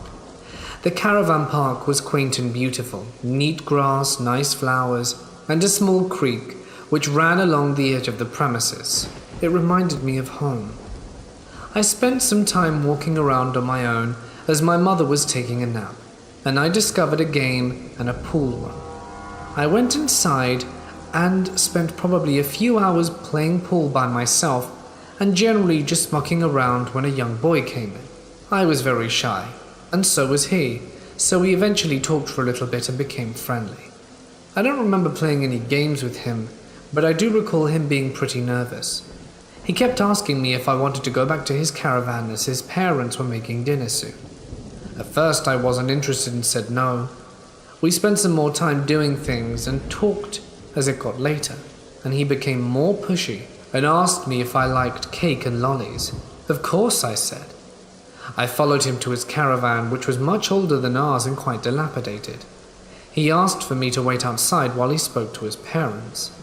I waited patiently for a few minutes until the door opened and a large older man with glasses and no shirt opened the door and asked if I would like to come inside for cake. I was scared, but I remember feeling like I had to, like it would be rude for me to leave. And as I walked into the door, I heard a man shout behind me, "Hey, what's going on here?" I was quickly grabbed from my collar of my shirt, or dress, and the man then quickly tried to lock the door behind me. However, the stranger was too quick and burst in the door. He took my hand abruptly and pulled me outside, and we ran. The man asked which unit room/caravan I was in and took me straight there. We went inside and my mum yelled at him asking what he was doing there. I was hiding in the corner crying while he explained what happened. We packed up and left that night. I was already heavily on anxiety medication after what happened back home, and we never spoke of it again. My mother claimed it was something I should talk to my therapist about. Every time we spoke about it, my mother would leave the room. It scared the hell out of her, and I did not really understand why. I guess at that age it's difficult for the brain to comprehend the reality/potential of a situation. Looking back on it now, it scares me to the point of losing sleep. I'm just glad that Good Samaritan possibly saved my life. Let me start by saying I didn't believe in ghosts before this. All of this took place in 2014, in a small town in New Jersey. New Year's Eve going into 2014, and I was at my old friend Jay's house. He would always tell me about his house being haunted, and told me that the majority of the activity was confined to the attic. We decided to go up there and do a voice recording. I couldn't believe my ears when we put it on the speaker. We actually caught a voice, but much to my disappointment, my dumbass deleted it by accident. The rest of the recordings I do have though. So we told our other friend John about this, and he wanted to experience it for himself. Let me give you the layout of the attic. When you walk up the stairs, there's a little alcove to the left and a little alcove to the right. And when you get to the top of the stairs, there's a window on the back side of the attic. And when you turn around, there's a small room where the maid stayed back in the 1800s. Other than that, it was just a regular attic. Things scattered all over the place, holiday decorations, Jay and his siblings' old toys, and the like. So John, Jay, and myself went into the attic and put our phone voice memos on record. I put mine on in the main part of the attic, and John put his in the maid's room. We started asking the basic questions. What's your name? Did you live here? What year is it? After about 15 minutes, we decided to call it quits. I shut off my recorder, and John went to get his, and I heard chimes, and asked Jay if he had a clock in his attic, and he said no. I immediately wrote it off as my imagination. When John went to grab his recorder, he started goofing around. He walked into the maid's room and in a sarcastic voice said, "Hello," and then asked, "Is anyone here?" and grabbed his recorder and shut it off. When we put it on the speaker though, after John said hello, we heard a loud and clear shh, and then when he asked if anyone were there, we all heard a deep grumbling voice say, "Yes." Needless to say, we were all scared, but at the same time we were all terrified. However, we wanted more. It was like a drug. There wasn't much to do around in the area, and it was an adrenaline rush hearing that voice. The following week, I was with this girl I had a major crush on, called Celia. She didn't believe in the supernatural at all. We showed her the recordings, and she insisted it was bull. She then started demanding to go into the attic. Jay didn't want to have any part of it, so he came up with us for a few minutes before we even turned on the recorders and said he wanted to go back downstairs and that he didn't feel safe up there. Celia also insisted on the lights being off when we did this. She said it would be more creepy. She didn't believe in it anyway, so we all thought it was a dumb request, but I had a crush on her, so her wish was my command. The lights went off, and she stood up next to me near the back window of the attic, and John stood in the maid's room. We started asking questions, and she had a sarcastic tone in her voice, much like John did at first as well. She then whispered to me, "Does Jay have a clock up here?" I was taken aback for a second. I told her I heard the same thing last week. Almost immediately after I answered, we heard John from the maid's room say, "Did you hear that?" As I was about to answer, thinking he was talking about the chimes, we all heard a child's whimper. Celia freaked out and started screaming to get her the hell out of there, and that she wanted to leave. John stopped his recorder, and I escorted Celia into Jay's room and came back into the attic to grab my own. As she sat and collected herself, John and I agreed with her permission to listen to the recordings at that moment, but there was no child's voice on the recording. She started getting agitated because she knew she heard the voice. She wanted to go back up, and we all agreed. John also told me we didn't say goodbye to the spirits either before we left, and that wasn't good. So we went back upstairs, did another recording and said goodbye. That time we didn't catch anything, and the next morning I woke up to 5 missed calls from Jay. I called him back immediately, and he answered, which wasn't like him. It was early in the morning, and Jay never woke up until 11.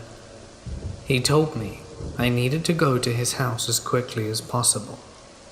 You need to understand, Jay basically lived alone in the house.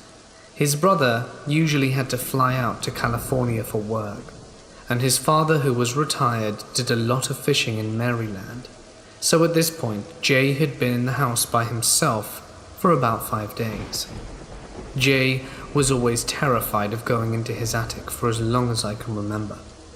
He told me that the spirit pushed him down the stairs when he was 10, and that the only way he went into the attic was with at least one other person. He was also a terrible liar. So when he told me this, I thought he was playing a trick on me, but I soon realized that it wasn't. He told me that around 3 a.m. after we left, he kept hearing noises in his attic, like things were moving around. He wanted to go check it out, but didn't want to go alone. He asked me to go first. As I walked up the stairs, I started laughing, because everything in the attic was in perfect order.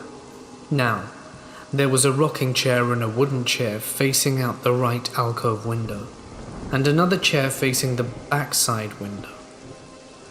The right side alcove was completely closed off, and there was a desk and some wood blocking it. I turned to Jay and said, "Funny dude, I thought you didn't like it up here."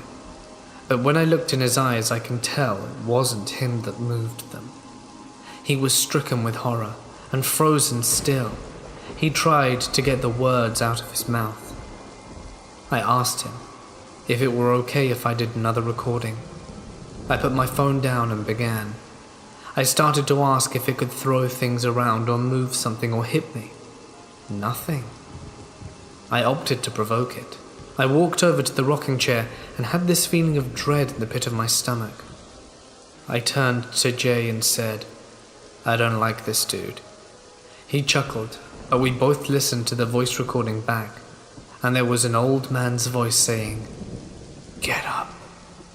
We didn't hear it at the same time, so we kept provoking and moving things in that little spot, and that's when on the recorder we heard a little girl say, "Why are they doing that?"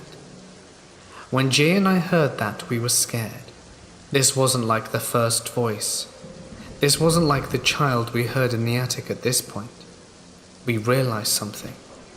We didn't know what, but we both had that same feeling. We both needed answers.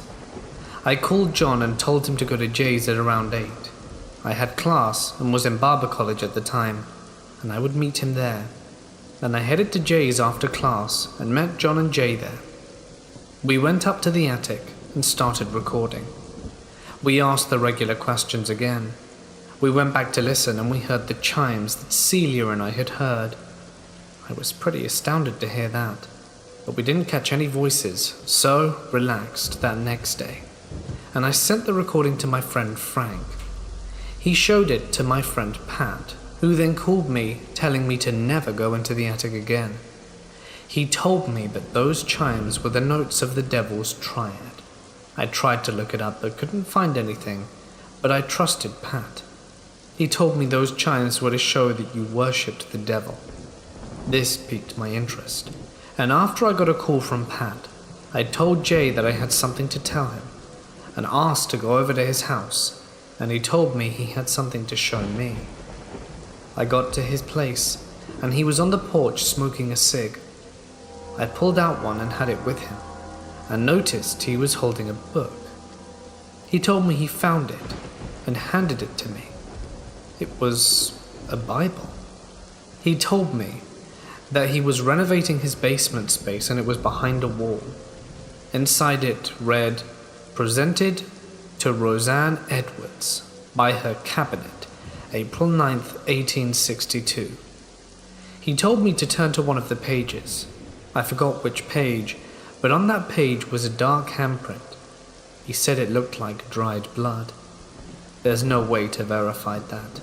I still don't know to this day. I told him what Pat told me, and he was taken aback. I told him we should go to the country clerk and find out more about the house. Before I left, I asked Jay to put the Bible in the attic to see if we could stir up any activity. I called Celia and went straight to the country clerk together. She asked to come to Jay's later that night, as she hadn't been back because she was afraid.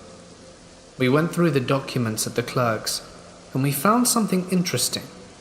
We saw previous owners up until 1910s, but after that we saw that it was owned by a company starting in the 1850s. The house was where they allowed workers to live, but there were no documents about who lived in the house, so all in all, nothing significant.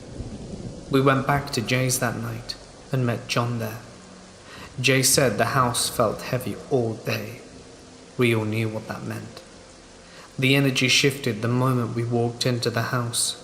We all felt scared, and none of us wanted to even approach the attic. Although we heard movement up there from downstairs, we didn't want to go up. I do regret that. I'm sure we would have captured something good, but we were all afraid. We left the Bible in the attic on Jay's request, and we all discussed getting a priest there to get the house blessed, but Jay didn't want to. I told my younger brother about it, and he didn't believe me. I went to Jay's house, where we all heard the noise, and then he refused to go into the attic after hearing it. Just as we were leaving, we stepped outside, and my brother and I heard a baby crying. It was at least midnight in the middle of winter, and my brother and I looked at each other confused. "Why is there a baby crying?" my brother said. It was getting louder, but then Jay interjected, "What baby?" We kept hearing it escalate in loudness. It got so loud I felt like I should cover my ear. "Don't you hear that?" I said. Jay didn't have a clue what we were talking about. That's when it just stopped. Jay had a weird look on his face, and his eyes got wide and he said, "Bro, look at your car." There was a small child's handprint all over the car. I was afraid to get in, and for the entire ride home my anxiety was peaking. I thought that if I would look in the rearview mirror, I'd see something, but nothing happened. When I finally got home, I was messaging Celia about what happened, and she told me that a cat had hissed at her. That cat had never done anything like that before, and when she walked into her house, the cat just hissed. As I was trying to calm her down, the bookshelf I have in my room came tumbling down, and a small metal box I owned went across my room and hit the wall and broke in half. Jay told me it felt like his house went through a small earthquake, and after our separate experiences, Jay agreed to have the Bible taken out. Activity significantly calmed down, and that was it. When I tell people this story, I always wish that I had a better ending. But something tells me that this isn't over. 3 years ago I moved to Florida, found a job in a shop, and people in the shop were telling ghost stories. I never brought mine up. When I tell people the story, I feel like they'll think I'm crazy, even though everything you've just heard actually happened. I don't think people believe it, so I don't tell them until I know them relatively well. Anyway, they were telling stories, and one person pointed to me and said, "This guy had a story." And I thought he was pointing to someone else, so I looked behind me, and he laughed and said, "No, you. That shadow let me know. You've got something attached to you." He then proceeded to tell me the story of Jay's house. I felt like I wanted to cry when he told me. Ever since then, I've started doing investigations on my own.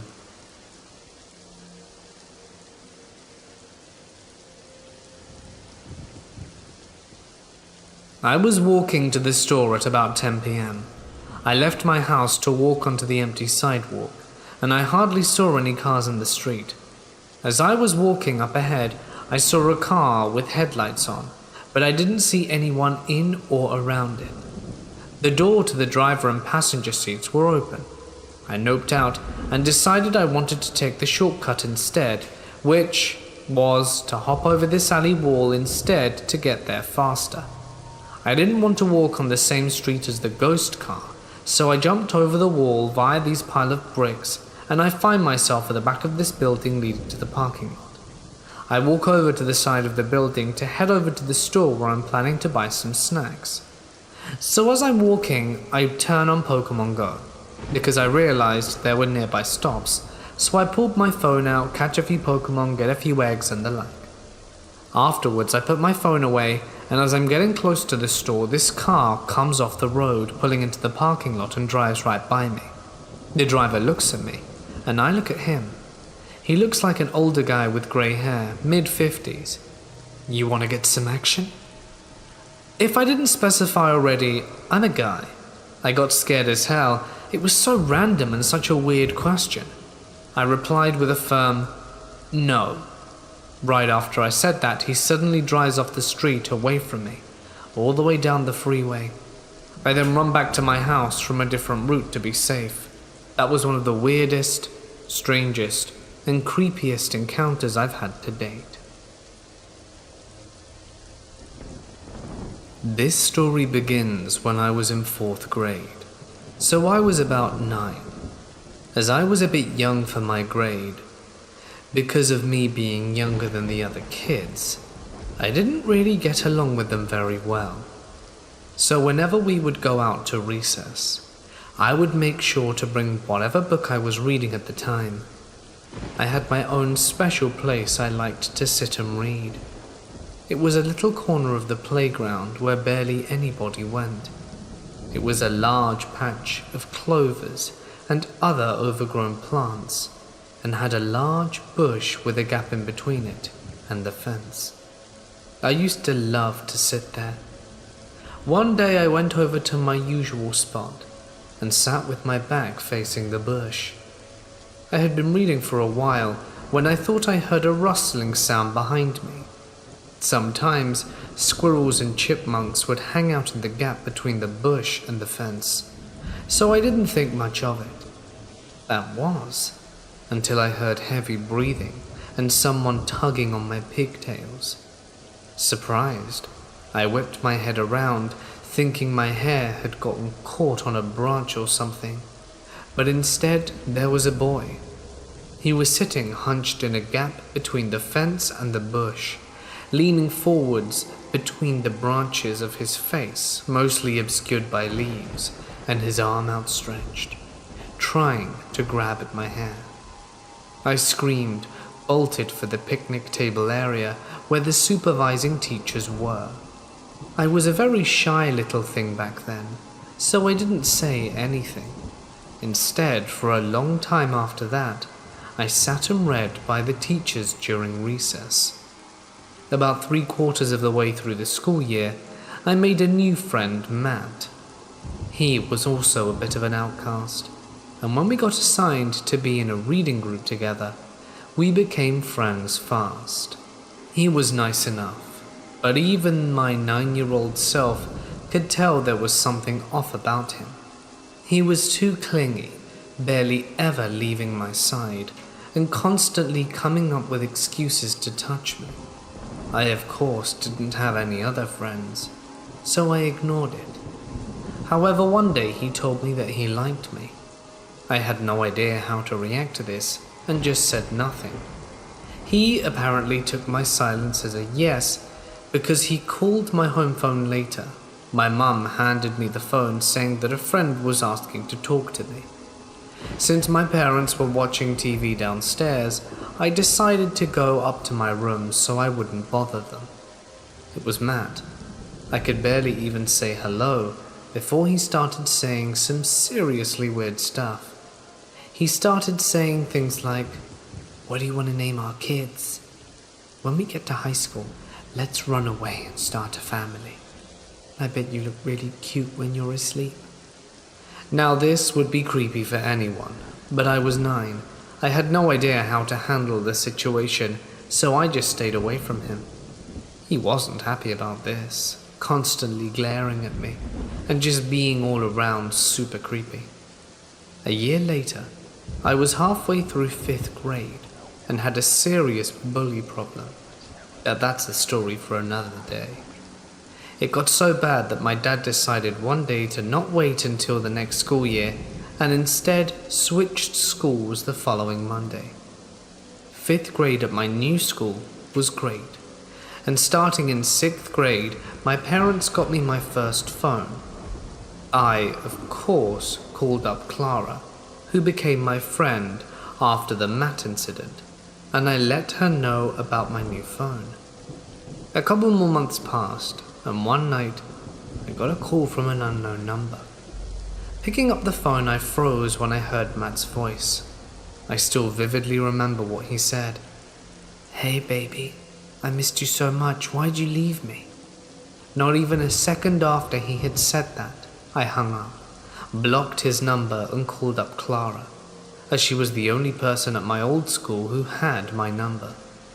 Apparently after school, he had asked to see her phone to call his mum, as he had forgotten his at home. She handed it over to him, as she was very kind but quite a gullible girl, and soon she noticed that he was taking a while, and then had a pen out and was writing something on his arm. She yanked the phone away and panicked, sprinting off. Looking down at her phone, she saw that he had opened my contact info. I was freaked out, but felt safe as I had blocked his number. That didn't stop him though. He would call me every single week from a different phone, leaving at least 10 messages each time. Each time I would block one number, he'd somehow call from another one. When I got a new phone, the calls stopped, and I forgot about it until freshman year. At my high school, there were a couple of kids from my old school, and I suddenly remembered Matt. I asked one of the boys, Harry, if he knew what happened to Matt. According to Harry, he got expelled.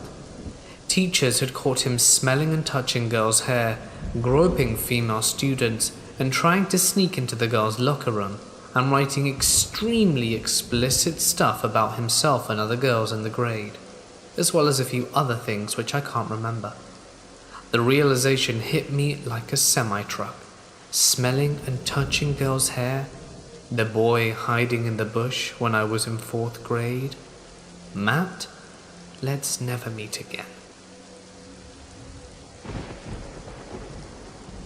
7 years ago, I was a preteen, a 12-year-old girl, and was really into the world of Warcraft, like really into it. I would wake up at 4 a.m. and play until I had school, and then play until I had to sleep. During summer break, I would play all day, every day. So when I was 13, I joined a guild that seemed to have a lot of chill people, just into achievement hunting, pug runs, and would help with quests for the lower levels. There was this one man called Bear, and he would start messaging me all the time, getting me to go on vent all the time. Of course, I was a naive 13-year-old girl and thought this was okay and kind of exciting. So we would talk a lot, and eventually I added him to a secondary Facebook account I made specifically for him, which didn't have my address or anything. There were a few pictures of me, and he would comment on them and call me beautiful and such. After creeping through his profile, I realized he looked a lot older than me, and having never asked him his age before, I finally and nonchalantly bring it up. Bear, with zero shame, admits he's double my age at 26. I don't really know what to do, so I just act like it's all fine, and he starts getting creepy on me right after I asked his age. Every time he asked me to go on vent, he began dirty talking me, and I don't mean lovely seduction stuff. I mean like, have you ever had someone lick you all the way up your spine? I'd love to be your first, and creepy stuff like that. I never said anything more than, oh, back, and he always took that as I was shy and uneducated. and I let him believe that. This went on for several months, and he would just send half-naked pictures to my Facebook account and got creepier by the day. I left the guild and blocked him on everything. When he said he had a surprise for me, and upon asking what it was, figuring it would be a cool mount or companion, he said he was saving up money and gonna fly to me. He knew which province I lived in Canada, and he was in the States. Without me telling him, and he was going to come take me away and make me feel things I'd never felt before. I haven't heard from him since, deleted my Facebook account and switched servers, but to this day, I'm always keeping my eye out for that creep, since I don't know if he still has it in his head to try and steal me away. Considering he narrowed down my whereabouts, he could probably do much more. I hope to never meet him. This takes place in La Pateca, which is a rural area just south of Monterrey in Mexico. When I was a little girl, we always had legends of the witches in the wild. Don't go out alone, don't stay out so late at night. If you do, the witches will come and take you away, my mama would tell me and my brother Armando every day. Mama would not let me or Armando go anywhere unless it was both of us, and the furthest we could go was the little store a mile away when we needed groceries. We were not well off with money, so we had to walk everywhere. When Armando and I got done working the fields, Mama would let us play until it was night time. Sometimes we would play tag with our friends, sometimes Papa would chase us around or take us exploring in the woods. The exploring was fun, because we got to see animals, but we also saw the little old huts where the witches lived. Everyone called them the witches, because they were weird and would constantly do black magic and talk to themselves. One day, Armando and I were playing alone, because Papa was tired from working on the field all day, and Mama was making supper. We went to the woods and started to explore, but we went too deep and got lost. I cried and cried because I wanted Mama, but nobody heard us, so we kept walking around. After a little bit, an old lady heard us and said she would help us. "No, you're a witch, and you're gonna take us away," yelled Armando. "No, mijo. I know where your mommy and papi are," she said. I cried and told Armando that I wanted to go home. So he gave up and told the lady to help us. "Okay, follow me." After a while, she took us to a house we didn't know, but said Mama and Papa were inside, so we went. Without thinking, we went in, and the lady suddenly grabs us and starts carrying us, screaming, into another room. She threw us in and locked the door. Armando kept banging on it and yelling to let us go, and I just cried and cried. It was quite quiet, but I thought I kept heard her saying, "Glory to God. He has given me pure blood of the innocent. With this, I'm gonna seek my revenge against those who have done things to me in the past." I don't exactly remember how much time passed, because I was tired after crying for so long. According to Papa, we were not home, so he went around town looking for us until he came into the woods to look. He said he stopped at the house where we were at because something made him look there. When Papa called out to the house inside, the witch kept yelling at him to go away, but he said he thought he heard Armando, so he broke in to look around. He found us and said he heard banging, which showed him where we were. When he found us, he hugged us and took us away, telling her that if he ever saw her near the house again, or the kids, he would end her. Mama was crying so hard when we saw her that it made me cry again. Papa yelled at us for being dumb and going out so far, and Armando just looked at the floor. After that, Mama didn't let us go out anymore without her or Papa until we were teenagers. Every day I thank God for not letting me and Armando get into more danger that day. I do not know what the witch wanted to do to us, but I don't think I want to know either.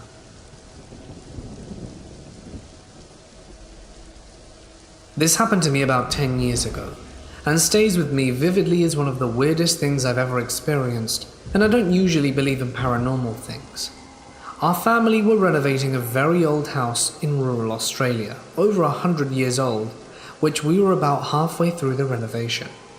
We were staying in another small outhouse while doing the renovation, but we had family and friends coming to stay with us, so I had to forfeit my normal bedroom and stay in the main house in a tent, as it was nowhere near ready to sleep in.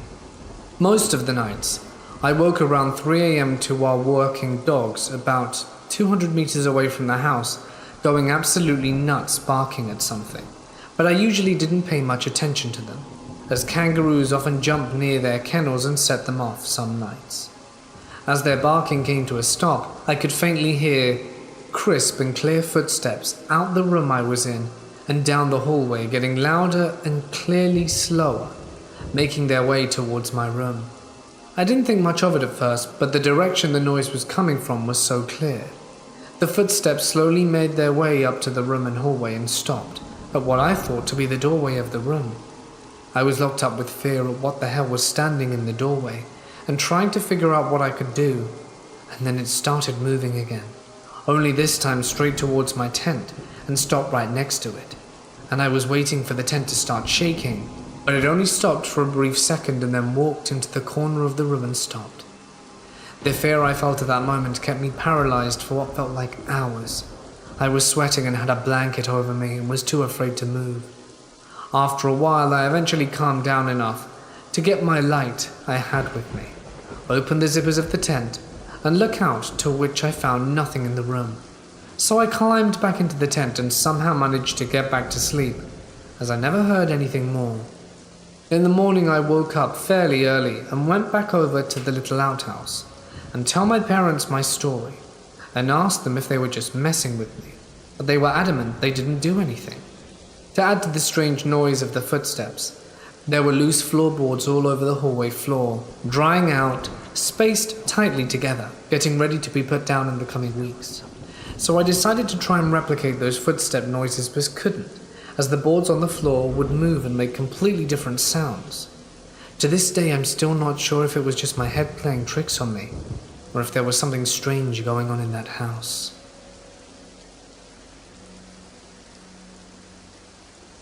I was in our local park playing Harry Potter Wizards Unite. It's a good place because there are 4 stops that give you energy, so I just go back and forth while playing. It is insanely hot outside, so there is just me, some people with their kids on the playground, which is a bit off behind the trees so they can't see or hear me, and some guy wandering around like I do but without a phone. I go around playing my game and not thinking anything of it. He was probably just waiting for someone. He, like me, goes from shadow to shadow because the sun is just too hot.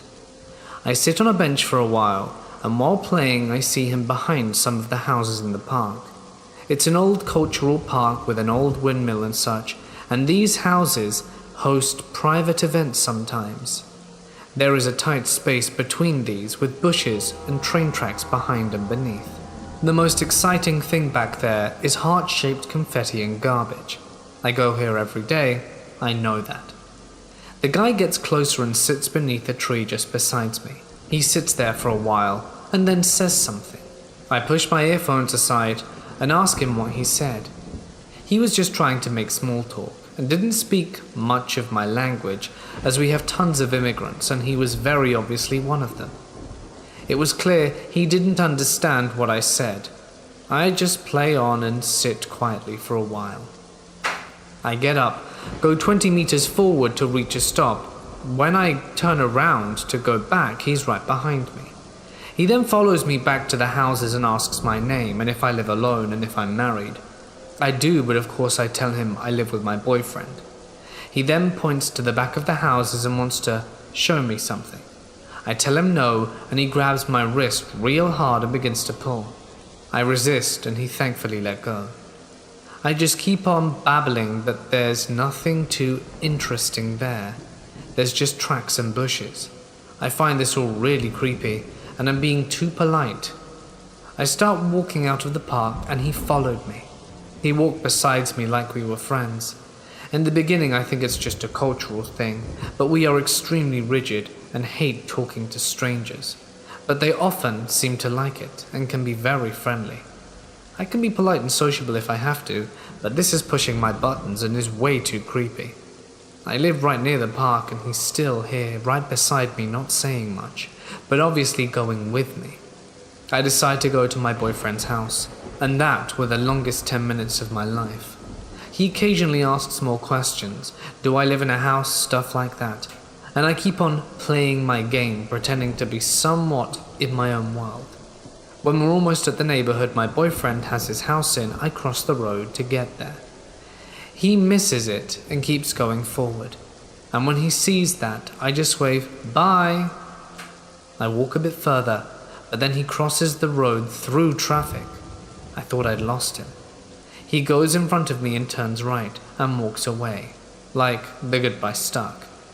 I try to walk calmly round the houses where my boyfriend lives, but I just want to run, and I unlock the door and rush in. My boyfriend comes downstairs and wonders what I'm doing there so early, so I just throw myself in his arms. I had him walk me home and then call the cops. I didn't think there was much they could do. I have no idea who this person is or what his name was or what he wanted, but at least it's on paper now in case anything else happens. I remember when I spoke to the cops, I said that he was not already in the park when I got there, and that he walked past me when I arrived because I stopped to get the stops in the game. That meant he came from the same street I did, which also leads to my real house, which is, as I said, super close. I'm just hoping he didn't see me exit. I know nothing happened, but it was really creepy. I don't want to stop going to my local park, but he's really made me feel uncomfortable. I think I'll stay inside today.